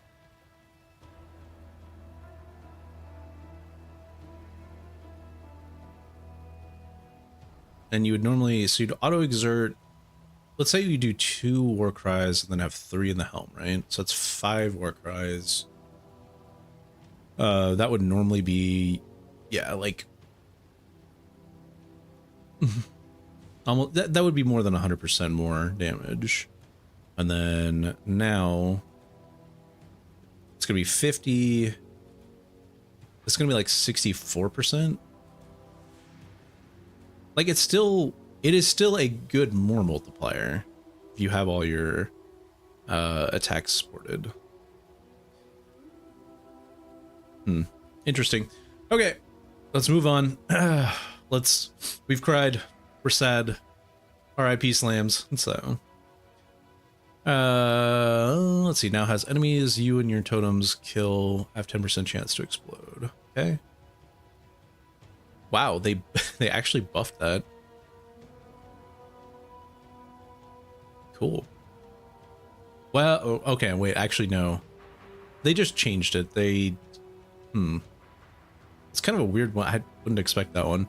They made it easier for exploding to proc, but it doesn't explode as much. Okay, Guardian. The Guardian Sentinel of Radiance minion no longer has duration. It is a permanent minion and now has approximately 36% more movement speed. Note the Sentinel still doesn't persist between areas, okay? Effects that grant random shrine buffs, such as Guardian's Army of Protopus Notable or Greater Shocking, Freezing, and Skeletal Shrine. Okay, and the Time of Need Notables now has removed. Has an additional 2-point Ascendancy Notable, Marshal of Divinity. The notable grants inflict Hollowing Flame on melee strike. Okay, so this is the thing they were talking about. And then you can inflict +1 Hollowing Flame on enemies and gain 10% physical damage as extra lightning damage for each of your hollowed flames that have been removed by an ally hit recently. So if you want, so this is actually interesting. This is Leo. This is what they were talking about. This is a support build that is interesting to play. So if you want to basically play with somebody else, you have the option to kind of, it's like playing a mana bot, but playing something that inflicts stuff that does more damage. I kind of like the change. It's interesting, but it's not good for solo play though, right? So minus 25 damage of each type from spell hits per bark, previously 5, or 15. More elemental damage while unbound. Okay. 20% more buff there.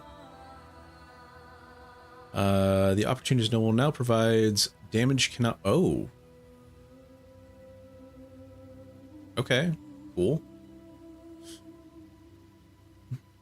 We have another no not caring about damage. All right, Saboteur. What did we get? The Perfect Crime Notable now has 30% less damage with triggered spells. Okay. I feel like they didn't really rework it. They just changed numbers. So has damage from anything you is unlucky. That one's kind of cool. And then the Light Clockwork Notable has 50% increased cooldown recovery rate. See 40. Okay, whatever. I don't know. Oh wow. Okay, so they nerf the golems. Interesting. Because I think they nerfed the heralds last league. If I remember right, or something. All right, the assassin noble now provides damage cannot be reflected. Oh wow. Okay, that's actually kind of cool. That means you can do that plus something else for damage reflect stuff. All right, bloodline changes.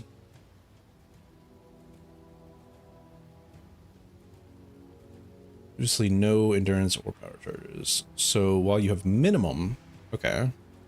So if you're not gaining any, you just keep it at minimum. That's actually kind of an interesting change. Because that works really well with like Manaman, for example, where you basically just stay at You just stay at four endurance charges or 4 power charges. It would also work with, I guess if your minimum and your maximum charges are the same. Yeah, that's how I'm thinking about that. Has been renamed to Cryogenesis and now grant. Okay, so they do still do this. If intelligence in is your single highest stat, all added damage is treated as added lightning damage. Okay. That is interesting, actually. I don't know. I don't know if that's. I'm thinking about like scaling, but if you are an instacker, are you not already just putting a bunch of intelligence on? That one might be interesting to play with. We'll see.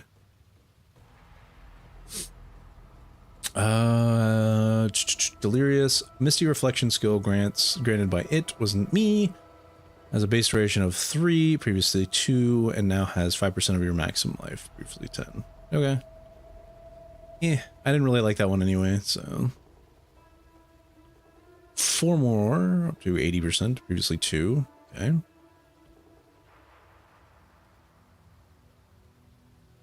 But deals slightly more damage and have increased attack speed now. And they also display their maximum life on the character panel.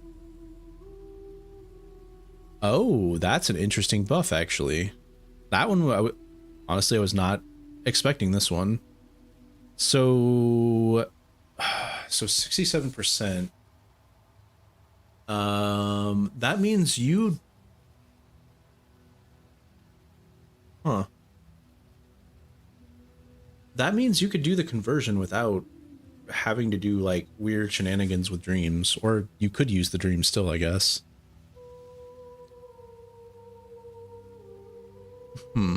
That is an interesting one. I might actually have to play with a build that does that with chaos damage, so 25% of life cost if cost is not. Okay, so they made it more expensive to do the life stacking thing.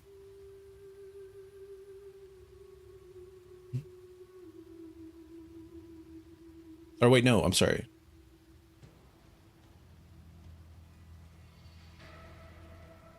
I guess it's a buff. It's a change. We'll say that. Yeah.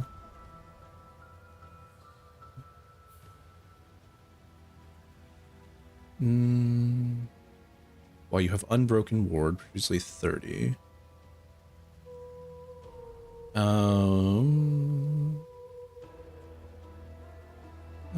think they were basically like, nobody's using our ward stuff, please. Let's buff it.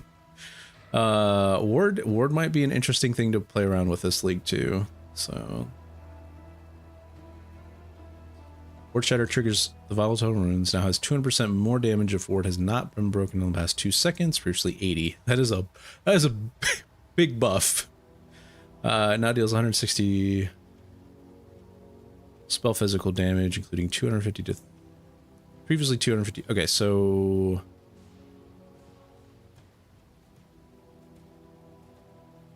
they changed they basically changed the base and put it in the more multiplier, looks like.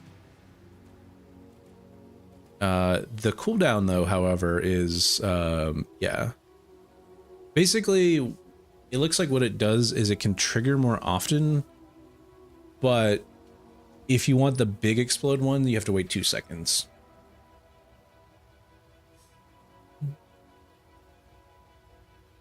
Let's see, Vivid Cat Bloodline passive skill now. Okay.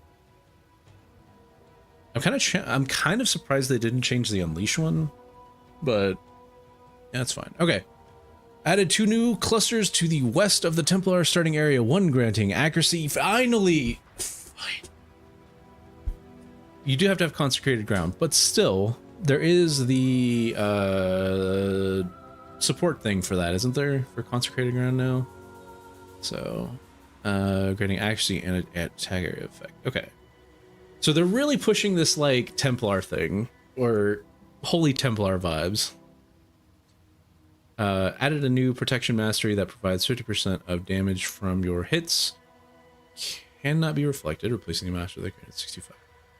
Wait, new protection mastery that provides 50% of your damage from hits. Okay. I like that it's kind of a global thing too, right? Yeah, they're like, the wither thing is stupid. We don't need that. So you could get 50% there, and then I guess we'll have to see with Yugal what he gets. Because if you're doing hit damage, then it works. Okay. Evasion Energy Shield Mastery now has 1% increased evasion rating per 10. Again, we have to nerf this stupid ES thing. It's too strong. The Fire Mastery that granted 50% chance to refresh Ignite duration. Okay, that's actually kind of a cool. That's a buff to Pox right there. So. All right, unique item changes. My gosh, we're almost there, y'all.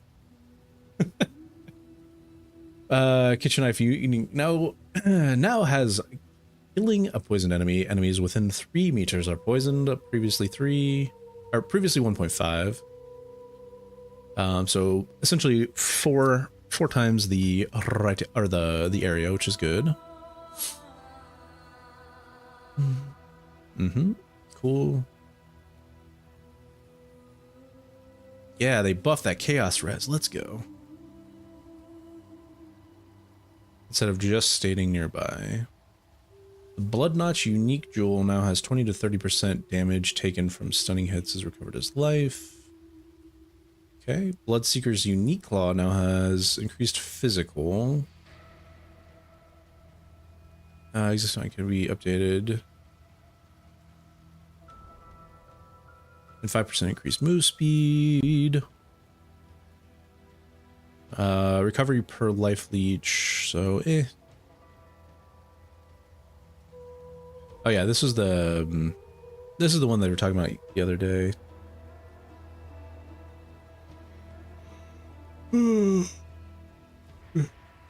Okay. Pardon-moi. I want to know what the excommunicate does.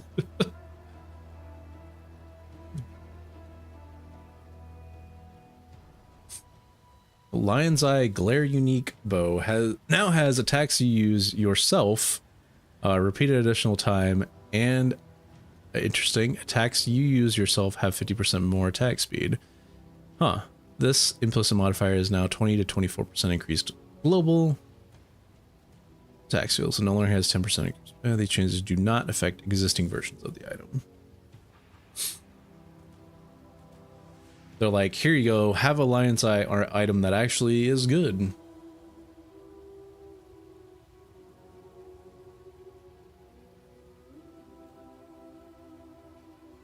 New replica unique. Replica gifts from above. Shaper's Touch unique. Oh, here we go. They actually changed Shaper's Touch too. I'm kind of surprised they like are nerfing like I got the ES stuff, but like they're really going after these high-end builds. They're like these are too good. So +2 accuracy rating per 2 intelligence, previously 4. Wait, oh wait, no, that's actually a buff? Now have +2 accuracy rating per 2 intelligence, previously 4. Wait, what? +2. I'm reading this right? +2 accuracy rating per 2 intelligence. Oh, +4 accuracy rating per. Never mind, they nerfed it. Yeah, I was thinking the +4 was for the intelligence. They should probably specify that, maybe, or no, that they did. They're fine. It's fine. It's good. All right. 100% physical hit damage from you and your minions cannot be reflected in the right ring.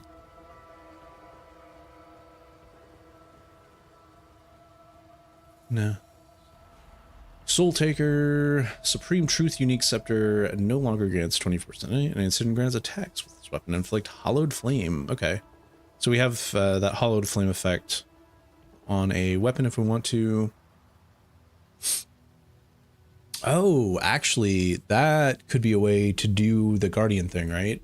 So you attack with an offhand to get the effect, and then you attack with your main hand. Okay.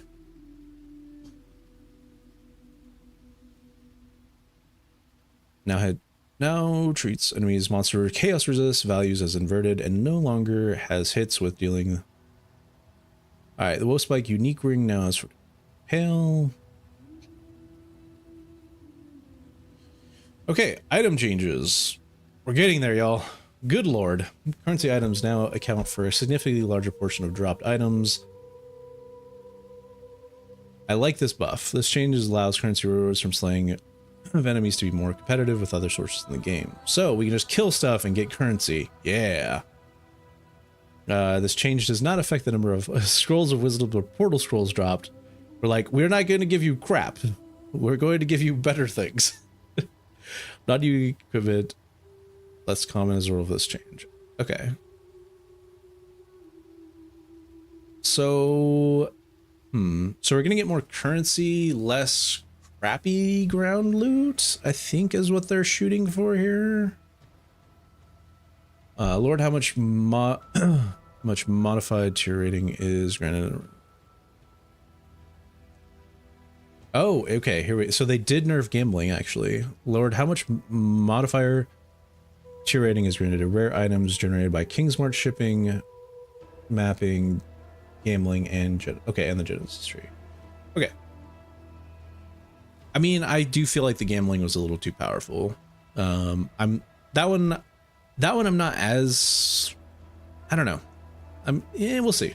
We'll see how bad it is. So, relative rarities of several currency items have adjusted. Most only Exalted and Regals will now be comparatively more common. Oh, that's kind of cool, actually. So Exalt Orbs and Divine Orbs aren't one-to-one rarity anymore, is what I'm hearing. So, increase the penalty of gold and map drops on Breach and Blight monsters. Yeah, that's fine. On rings now grant 60% hit damage of you and your enemies cannot be reflected. Previously 40. Okay. That, strangely enough, is actually not a bad way to deal with it. So, now grant 30% damage.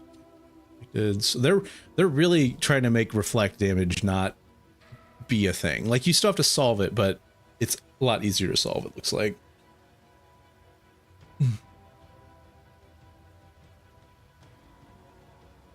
Now grant up to 75% of damage from your hits can't be reflected. Okay, cool.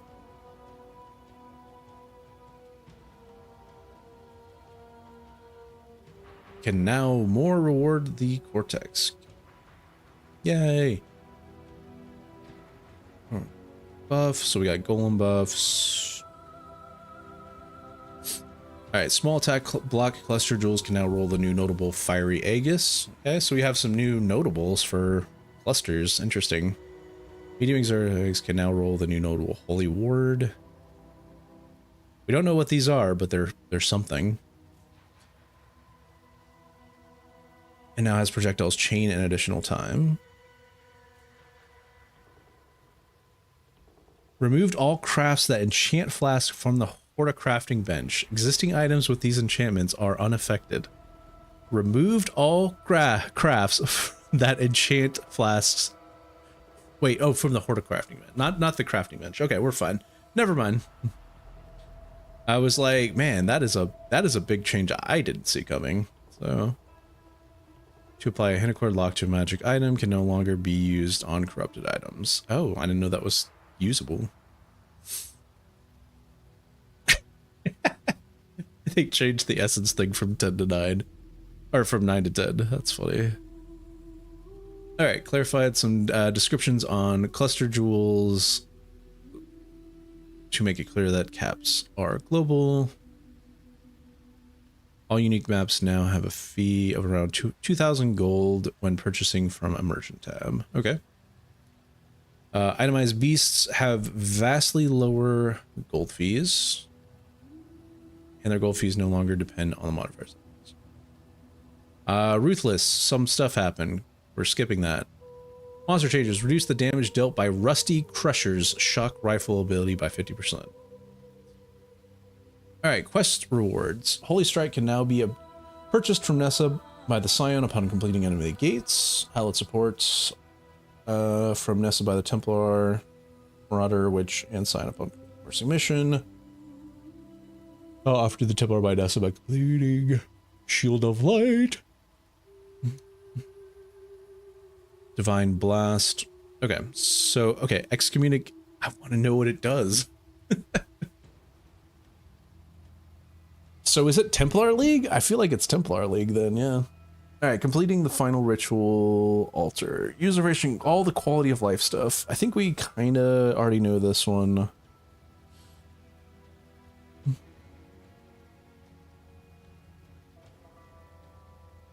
then we got bug fixes.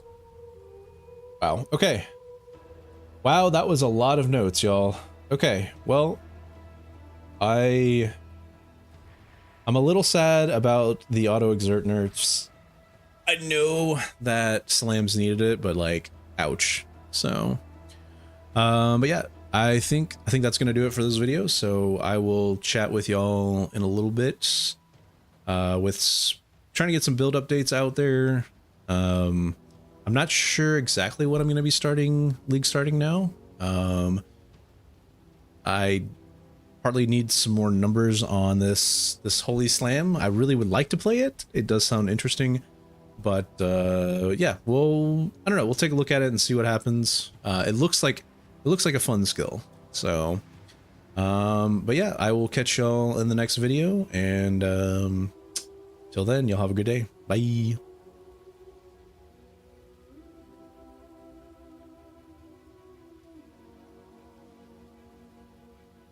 All right.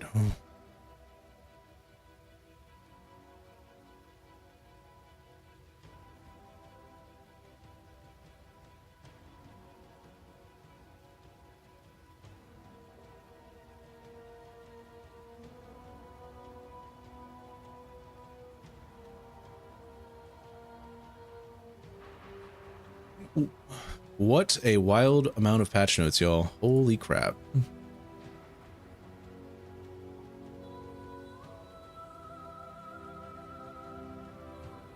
Okay, what are we doing? We are doing some Path of Building, right?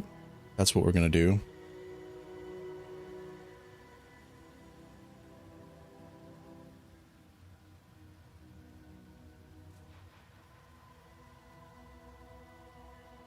So we'll pull up here.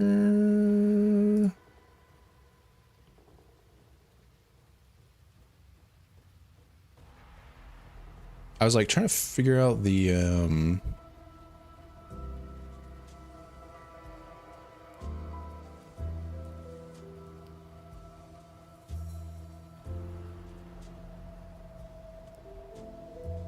was like, I can pull up the, I guess I can just go pull up the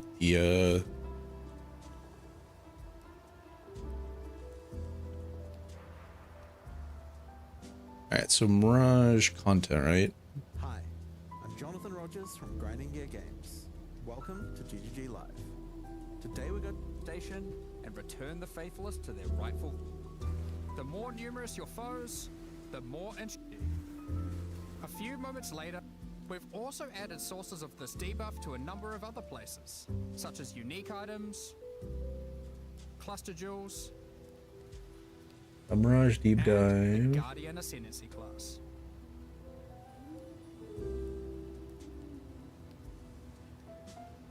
Created in Mirages have one to empower. We've got power to restore these once lost Mariketh treasures to their former glory. Okay, so we got holy skills there. A coin of restoration by slaying Transfigured. monsters and Mirages allows any unique obtained They didn't from actually the mention that, to be did they? transformed In the into its in the Mariketh patch notes? counterpart, its glorious original form.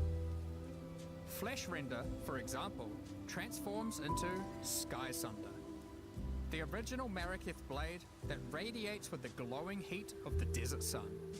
When you ignite monsters, Sky Sunder reflects that ignite back to you, which proliferates to nearby enemies in a massive area. If you meddle with the affairs of the Upper Road for too long,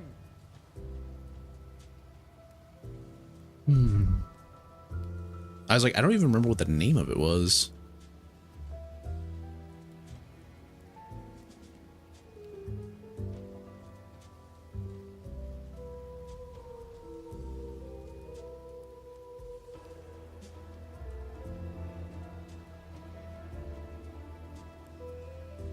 Let's see, new Archmage support. Oh.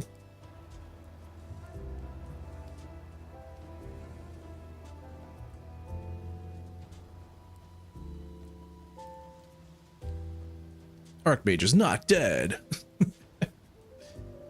So I was like, I don't remember what it was called though.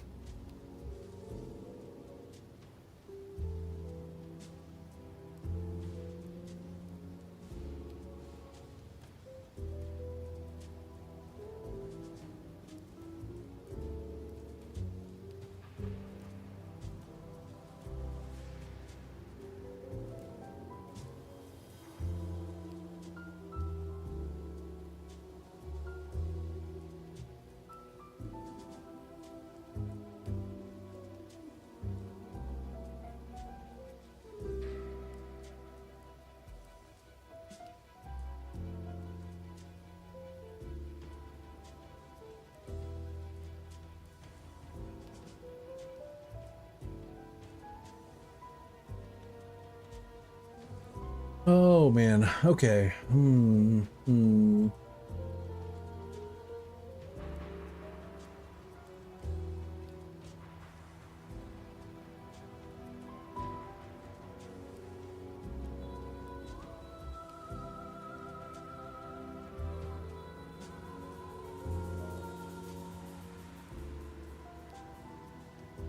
was like, I guess I can just hop into chat with some friends. We'll do that for now, so. Current version of the Atlas, you know, the critical bit for progressing through the Atlas was completing every map at least once. Well, what happens if you get a shit ton of dupes of maps you've already done, but not the maps you haven't? Well, that's where the vendor recipes come in, right? Just like everything else in the game, you can sell maps to NPCs. It normally gives pretty piddlesome, relatively worthless currency. But there are vendor recipes where if you sell them specific combinations of things, they will give you specific things back. And one of the ones that exist for maps is if you sell 3 of the same map, you will get a map that is 1 tier higher than that map. But the gimmick is that effectively under the hood, every map has like a secret map ID. And there is some kind of hash math that is happening with the map IDs of the 3 maps you turn in that deterministically decide what map you get out of the result. There was a cat. Oh, Lord. And there's only so many possible combinations you can get from any given map, but it's basically, if you have, I think it's 5 of that map in your inventory ready to sell, you should have, through various combinatorics, access to every possible map that you can get from that vendor recipe. From that specific map. And so that was also part of it, was eventually, if you're like, okay, I've exhausted all of my new maps, how do I get any biblically further? accurate Pokemon breeding shit going on. Yeah, it's pretty fucked up and stupid. It's crazy. Well, the way it's going to work now is the map just has a tier. And to go to a specific location on the Atlas, you open the Atlas and click on that map, and it opens up a slot for you to socket in the waystone that takes you there, as well as slots to put in all the other various doohickeys you can cram into the Atlas. I was like, it's not a skill gem though. It's a support gem. And as a quality of life thing, you will always come back to that same map when you open the menu again, so that you don't have to change anything if you're planning on just running the same map over and over again, which is great because that's how a lot of people's in-game farming strats work. Nice. But as a result, it really eliminates a lot of the really frustrating bits in the process of clearing the Atlas and making it to the end game. Because it's just about the number of maps you have. It's no longer critical that you're getting specific kinds of map. And that's awesome. yeah, shit that Hi, I'm very much looking I'm forward Jonathan to. Rogers from Grinding Gear Games. Between that Welcome and the fact to that they GGG Live. changed Wrapping the gin causes all portal and where wisdom one of the scrolls in in-game Mirage. void stones come from to be one Each of the wish new, is and also new marked more with the straightforward signature of in-game one of bosses that 3 they've powerful gin. Because there's a lot of things The happening right Sand now. Using some All right, supports to go we need with to them, find this as well as some new support. transfigured gems. Let's go over match. Some enemies struck by the initial sweep will have hammers of light batter them from above. These hammers cause area damage where they land, so clustered enemies are demolished by repeated impacts. When successfully hitting an enemy with Holy Strike, you'll summon forth a It's floating like endgame holy changes are armament, a everywhere. glowing mace that follows you closely. These weapons are minions, and will attack with Holy Strike themselves whenever you do. These holy armaments will copy the stat ball of energy. A few moments later, this unstable orb bursts. I was like, I feel like it's right exploding here. outward with divine power.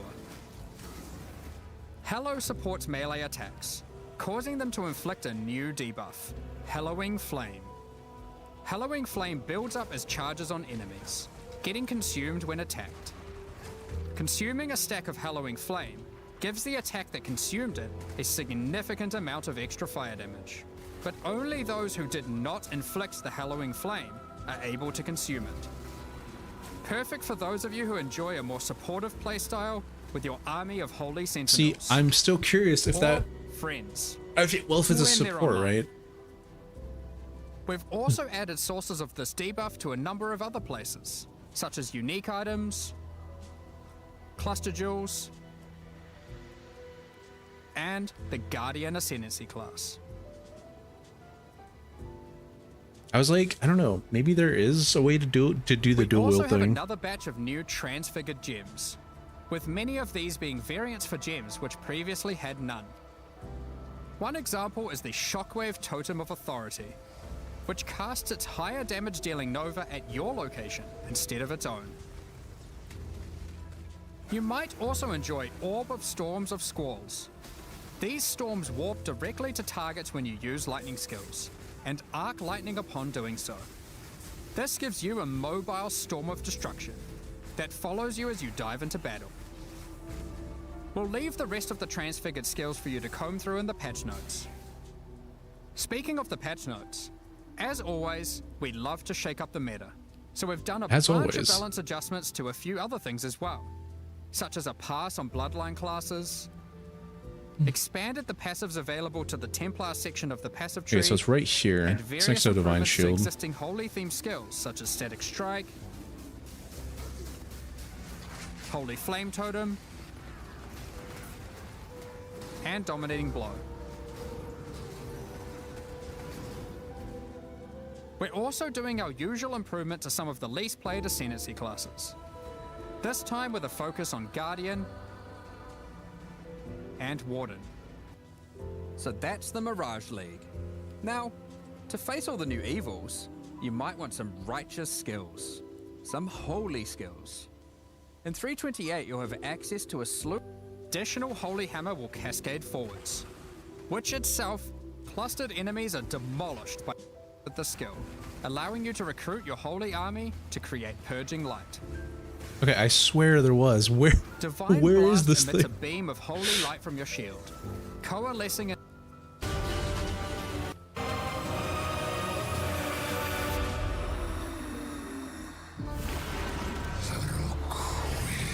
I was like, maybe it's right here.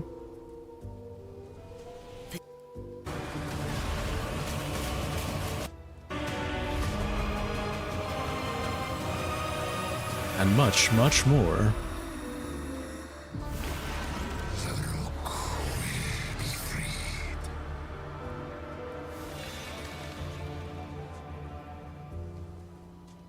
ahead, weakening whatever dark plan in order to obtain vast over the centuries stolen away priceless Maraketh artifact.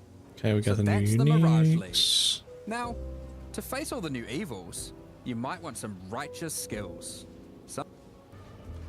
Speaking of ascendancies, let's talk about the Scion and her new reliquary pick your crown jewel.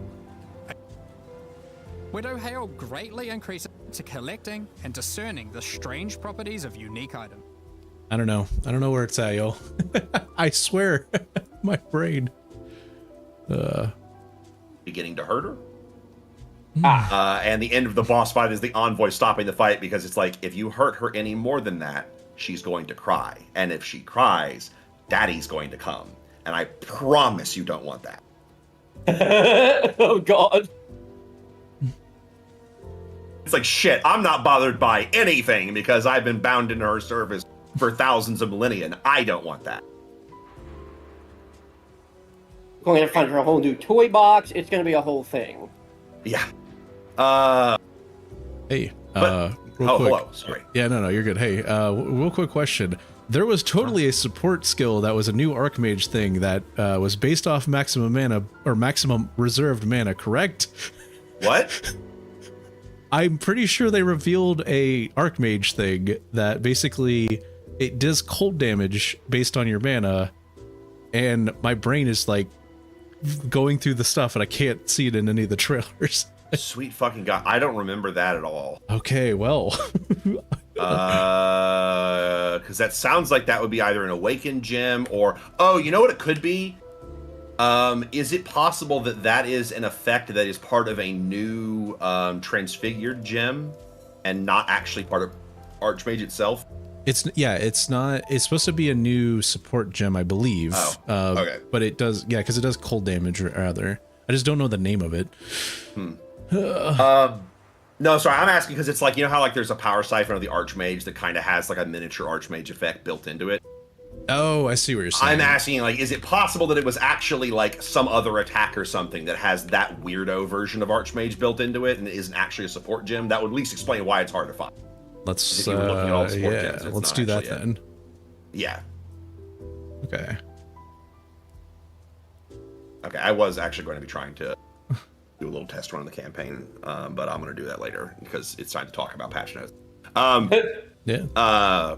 But yeah, so previously there were 4 Void Stones, and they came from beating the Searing Exarch, beating the Eater of Worlds, beating the Maven, and then beating Uber Elder. Yeah, I think I'm gonna go ahead And Uber Elder. I think I'm gonna go ahead and head out, y'all.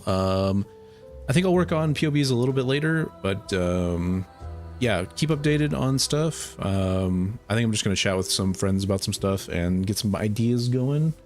But yeah, thanks for everybody for hanging out for a little bit, and I will catch y'all on Saturday. We're gonna do some practicing. Hopefully I'll have some POBs out on what the hell I'm gonna start, because this meta shakeup has been a little rough, but yeah, we'll see. So anyway, I will catch y'all in the next, I'll catch y'all next on Saturday. So bye.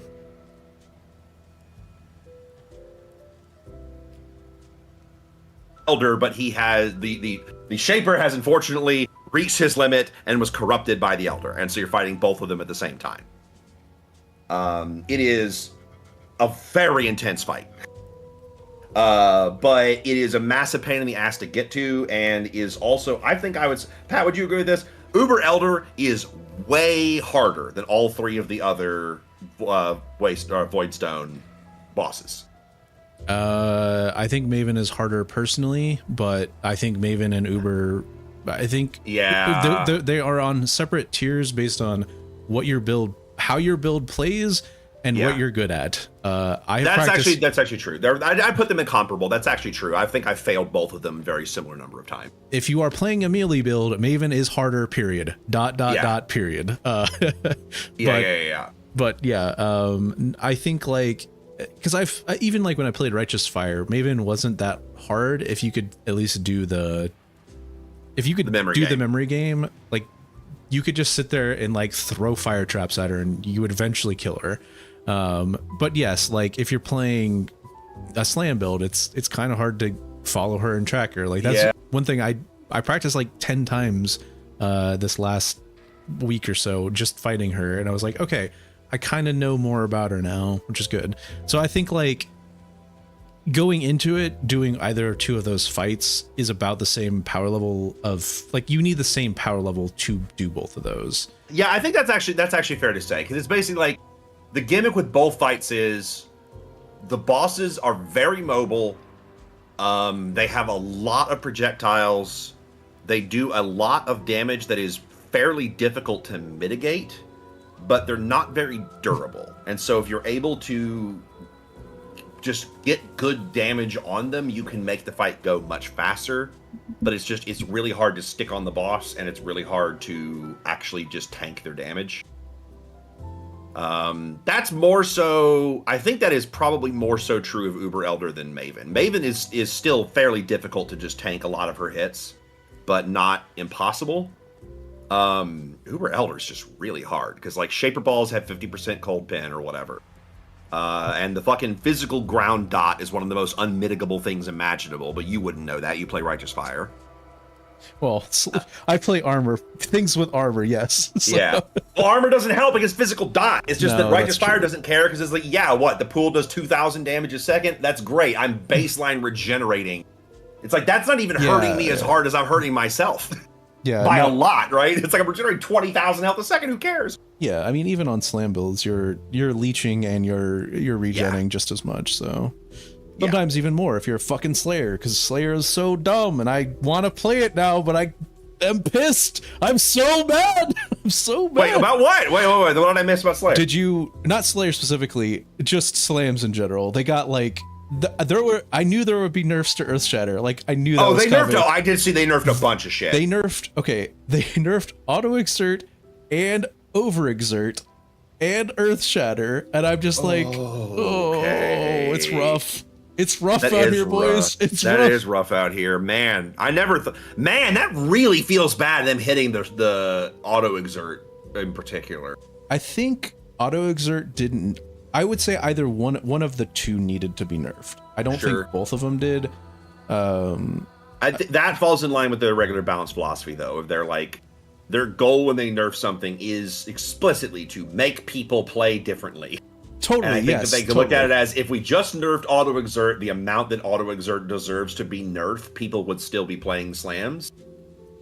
I'm still playing, I think, assuming... And that's fine, Yeah. And I think that they know, they're like, if you're a slam player, you are still playing slams, and that's okay. Yeah, like for me... It will get out of the meta. Yeah, for me, I think it guaranteed I won't be playing an axe build. Like, that is guaranteed. Because Holy Hammers requires a mace, which I thought they were going to do as well. The thing that I can't believe I fucking called was Templar getting changed and getting some kind of passive additions for melee attacks, specifically for lightning or that idea. And I was like, they kind of need to have this on this side of the tree if they're bringing out Holy Hammers. Because the only thing that there is the complete opposite side of the tree from slam builds. So that's actually a really good point. Good call. That speaks to a level of insight you've got on the layout there that I wouldn't have followed. That's really good. I also have been. I mean, you've been in the fucking think tank for a while now on slams. I was sitting here going like, I know too much about slams now. This is bad. So. Jesus.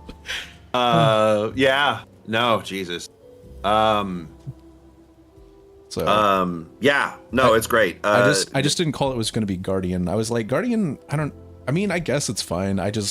It doesn't sound interesting to me. Like Inquisitor though, so the thing I was hoping they were doing, because I was reading the left side of Inquisitor where there's a bunch of like crit strike stuff and like crit damage based on stuff, but there's also stuff that's like, you have to cast a spell recently to get attack damage modifiers, and it has to be a non-triggered spell. And I was like, that could be changed and more interesting to support this like righteous slamming build, whatever you want to call it. So, yeah. What was the good node that Guardian got that was really cool? You talking about the Leona passive one? Yeah, Leona passive. Yeah. They added a new generic. They added a bunch of like holy themed skills, and what Pat was talking about was that they added a bunch of holy themed melee skills on the right side of the tree. And Pat in his wisdom saw that's like, well, there's really not a whole lot of support for like holy or lightning damage or fire or lightning damage on that side of the tree. They probably got to add something, and they did add it to the Templar class that is the kind of int strength hybrid. There is a lot of support for fire, but there's only like not like for lightning. That's true. Yeah. For lightning specifically, there's one there's one physical to lightning conversion thing, and then there's like elemental damage stuff. But yeah, there's not any like the thing you want is lightning pen with attacks or lightning pen, and then some kind of like conversion lightning thing where you can convert physical to lightning. Well, the thing that they added was there's kind of a new kind of mechanic that several skills have now that have access to a hallowing flame. That is a debuff that you mark an enemy with. That when they get hit, it will be spent to deal a massive hit of fire damage. With the catch that it cannot be set off by the same person who applied it. Now, what does person mean here? Whatever entity applied that flame cannot also trigger it, which means either. Okay, so that does work the way I thought. I was the thing I was thinking about that was what if you dual wielded it and somehow had one weapon doing it and one weapon not doing it, kind of like how Ice Crash works, but then that it doesn't work. I think they were trying to make something that would be cool for like if you wanted to duo with somebody. If you wanted to duo. Yes. So anyway, I don't know. But yeah, it seems to be that it is Howling Flame is applied by somebody, and then anybody else can trigger it. So frequently the use case is you apply Howling Flame yourself, and then your minions trigger it, or vice versa. Right. Oh yeah, I guess minions might work. Yeah, because that's the point of the Guardian. Because the Guardian got a node. Okay, so there is a single player version of it. Okay. Yeah. Okay. The Guardian has a 2-point ascendancy notable called Marshal of Divinity. You inflict Hallowing Flame on melee hit. You can inflict +1 maximum Hallowing Flames, 10% of physics extra lightning against for each of your Hallow Flames that have been removed by an ally recently, up to 80%. Yeah, so that one is Guardian is an interesting class. It is kind of the that sounds like Leona shit. Yeah, it is the Guardian is the hybrid like melee minion class ascendancy basically. Yeah, I think. Ooh. I honestly don't like. I think Beef probably knows the most about it. I think he's played the most Guardians. So. Yeah, he's played Guardian. You could probably also ask Gris because Guardian it was one of the options for what are they called? Summon Raging Spirits. SRS Guardian basically had the trade-off of it came online far earlier than the other SRS options, but kind of hits a pretty hard ceiling right before you make it to red maps. It just doesn't, it didn't scale nearly as well, but it was very easy to get online of like, yeah, I do lots of damage and my minions do lots of damage. It's great. Also on the topic of that stuff, do you know what the fuck Excommunicate does? I don't know what it does, and I want to know. I want to know. I want to know. Added a new strength int support gem, Excommunicate. Supports melee attacks, causing them to gain a percentage of physical damage as extra fire and lightning, and excommunicate enemies on melee hit. There's like one. Oh, why do I remember this? Because it's so weird is why I remember it. There's a very weird pair of unique gloves that can apply Excommunicate. If I remember correctly, Excommunicate is you cannot deal chaos damage. Wait. You can't, like, you're the player? If you have been excommunicated, you cannot deal chaos damage. Oh, okay. Wild. Okay. Yes, Hands of Heresy, you got it right. Excommunicated enemies cannot deal chaos damage. This does not prevent the user from taking chaos damage, nor does it affect any non-chaos damage taken as chaos damage, such as with Divine Flesh. So it's like incredibly niche, but it obviously you can imagine some of the use cases, right? If you had something that had a downside of added chaos damage, you can just ignore that. Enemies that naturally are scary because they deal a lot of chaos damage, harmless to you. Things that care about number of debuffs on the target theoretically now cares because that's a really weird one to be able to have access to. Oh yeah, that's true.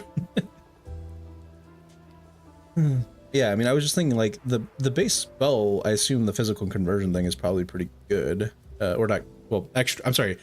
Doing a gem that has extra fire, extra lightning on it is already kind of a cool thing. Yeah. But then I was like, what the fuck is that? Like, what is Excommunicate? Yeah. Where is that coming from? Wait, that support gem is probably fucking crazy with Trinity, right? I would assume so. If it has the same ratio on both, you don't need to do shit to turn Trinity on with just that. Mm-hmm. Wait a minute. It is meelees only, just as a heads up. Even so, you could do like elemental hit, maybe. Okay. No, I mean you could just do any melee skill that wants to use Trinity. Could throw in Hands of Hair or the Excommunicate one. That might be really good. Well, elemental hit. It looks like it doesn't have physical. Oh, that's no. Never mind. Wait, that's the wrong. You'd have to do a real big boy skill. Yeah. You just have to do a physical hit. The fun one is that you do it with a cold skill. To make sure it stays even. Well, Well, you could do Ice Crash because it starts as a physical.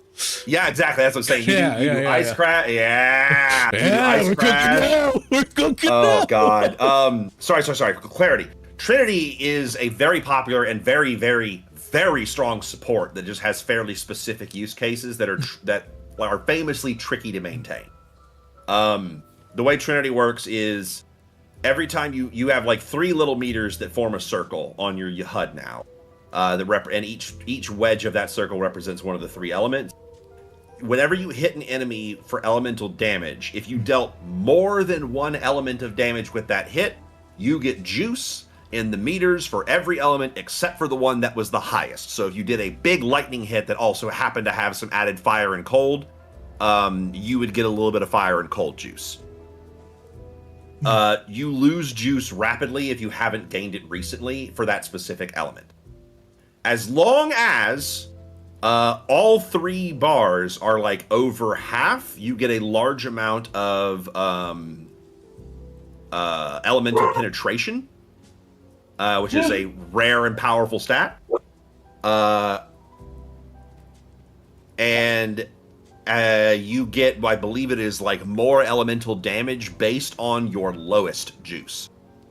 So the trick is basically you have one of the most efficient supports in the game because it gives both a damage multiplier and elemental penetration. The catch is you need to be doing 2 different elements of damage at least, and the difficult catch, you're not always dealing one of them more than the other. Huh. Because if you're like, I'm all fire, but I have a little bit of added cold damage, you can't benefit from Trinity. But it's like, I do roughly the same amount of average cold and fire damage, you could probably use Trinity. Yeah. It's like lightning is the other thing too, because it has such a high variance. Yeah. Part of what makes it possible to make lightning Trinity work really well is usually you lean heavily into added lightning damage, because as a quirk, each of the different damage types has a different kind of average damage window. So, like, I believe it is cold tends to be a fairly narrow damage window. Fire tends to be kind of average. And lightning tends to be outrageously wide. Where, like, usually, no matter how high the max damage on a lightning hit is, the minimum is, like, a single-digit number. So there's not that many... There's plenty of places in the game where you can see things where, like, this effect adds, like, 300 to 800 lightning damage per hit. Or some shit like that. But as a result, it means it's not that difficult to take Trinity on a skill that stacks a huge amount of lightning damage, because you're going to just roll low often enough that no matter how much lightning damage maximum you have, it will frequently roll under your other elemental damage type, so you can get Trinity online. I think we're on to this discussion right here. I think this is it. I think the Trinity is the idea. This is some sauce. Because Excommunicate is notable in that it adds a percentage of the attack's physical damage as both fire and lightning. But that's notable because it doesn't have the wacky damage range thing if you're just converting physical into something else, but presumably it converts roughly the same amount of both. Yeah. So if you have Excommunicate on a skill, you just kind of automatically get Trinity online for that skill also. But you're adding a lot. God, that's a really good that combination has to be really good. That combination has yeah. We gotta math this out. It really matters what the numbers on we don't have numbers is the problem. God, it matters so much. Yeah, no. It's let me see.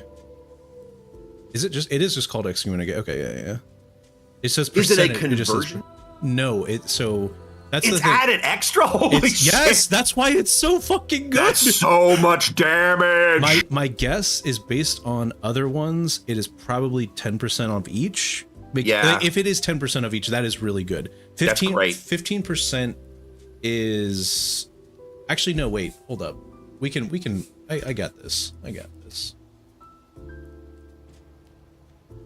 Meanwhile, so the banners roll over in Wuwa, and Luke is the funniest case I have ever seen of everything's made up and the weapon class doesn't matter. Oh, what is his weapon? His actual weapon is a fucking scythe, right? Well, That's the scariest way you could have answered that. his weapon is the golden blood he can manipulate. Oh. So it's a scalpel, it's some sort of weird Kusarigama thing, it's a scythe, it's kind of whatever he wants it to be. As for, like, the weapon you have to put on him, gauntlets. Hilarious. Get them healy hands. His weapon is cut you real bad, so of course you put gloves on him. All right, so based off physical to lightning support is how I'm basing this off. I'm gonna assume it's 5 to 15% scaling with level. So 15% as extra of each of them. I can super fuck with that. That's really good. Yeah, because that's basically like that's half of heat shiver kind of, and you still get the bonus. Like excommunicate's kind of like the thing that it does. So yeah. So. Ooh.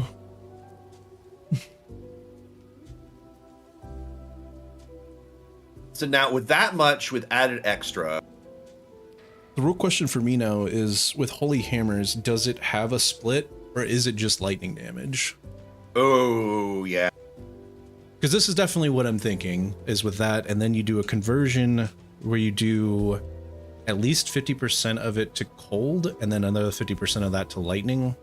You might, it might have to be different based on, because you want, with Trinity, you want fire and cold to be pretty close, right? And then lightning to be the highest, like the most crazy amount. It doesn't really matter if fire and cold are close. You just need one of them to be able to frequently roll higher than lightning.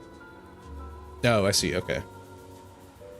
So do you need, like, can you can just do it with 2 then, yeah? With like cold and lightning? You can totally just do it with 2. It is frequently, because it doesn't matter that much, people usually don't put that much effort into trying to specifically make it any specific element. It's just whatever you can get a lot of. Okay. Frequently, that is cold, partly just because cold damage is just better than everything. So. Well, yeah, kind of. Like, the lightning... implied utility of dealing cold damage outweighs the implied damage you get from being from able fire. to ignite. I would say, yeah. I would say, yeah, cold is definitely better than fire, just straight up. But yeah, and then especially it means you have access to heat shiver. So yeah. You really wanted to, and depending on the build, sometimes that's worth it. Taking a mediocre heat shiver on a Trinity build. Yeah, just because more damage is more damage. It turns out. Yeah, it's about, compared to Echoes of Creation, it's about 50% of it ish, depending on how much cold damage you're doing.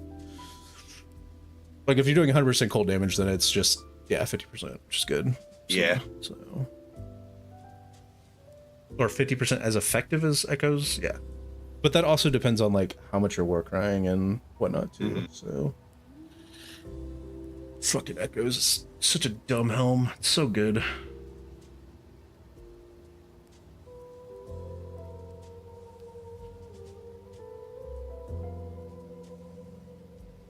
Yeah, I think that the thing that sucks is there's just not a there's not a physical melee setup that I would want to do for Templar. Like for League start, I guess. Like ascendancy wise is what I'm trying to say, yeah. Right. So.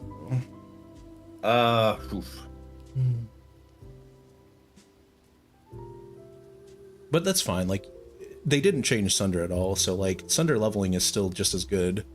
That's good. God bless Sunder. Yeah, like obviously there's like a probably 5% decrease for auto exert or whatever, but you're not optimizing that shit until maps anyway.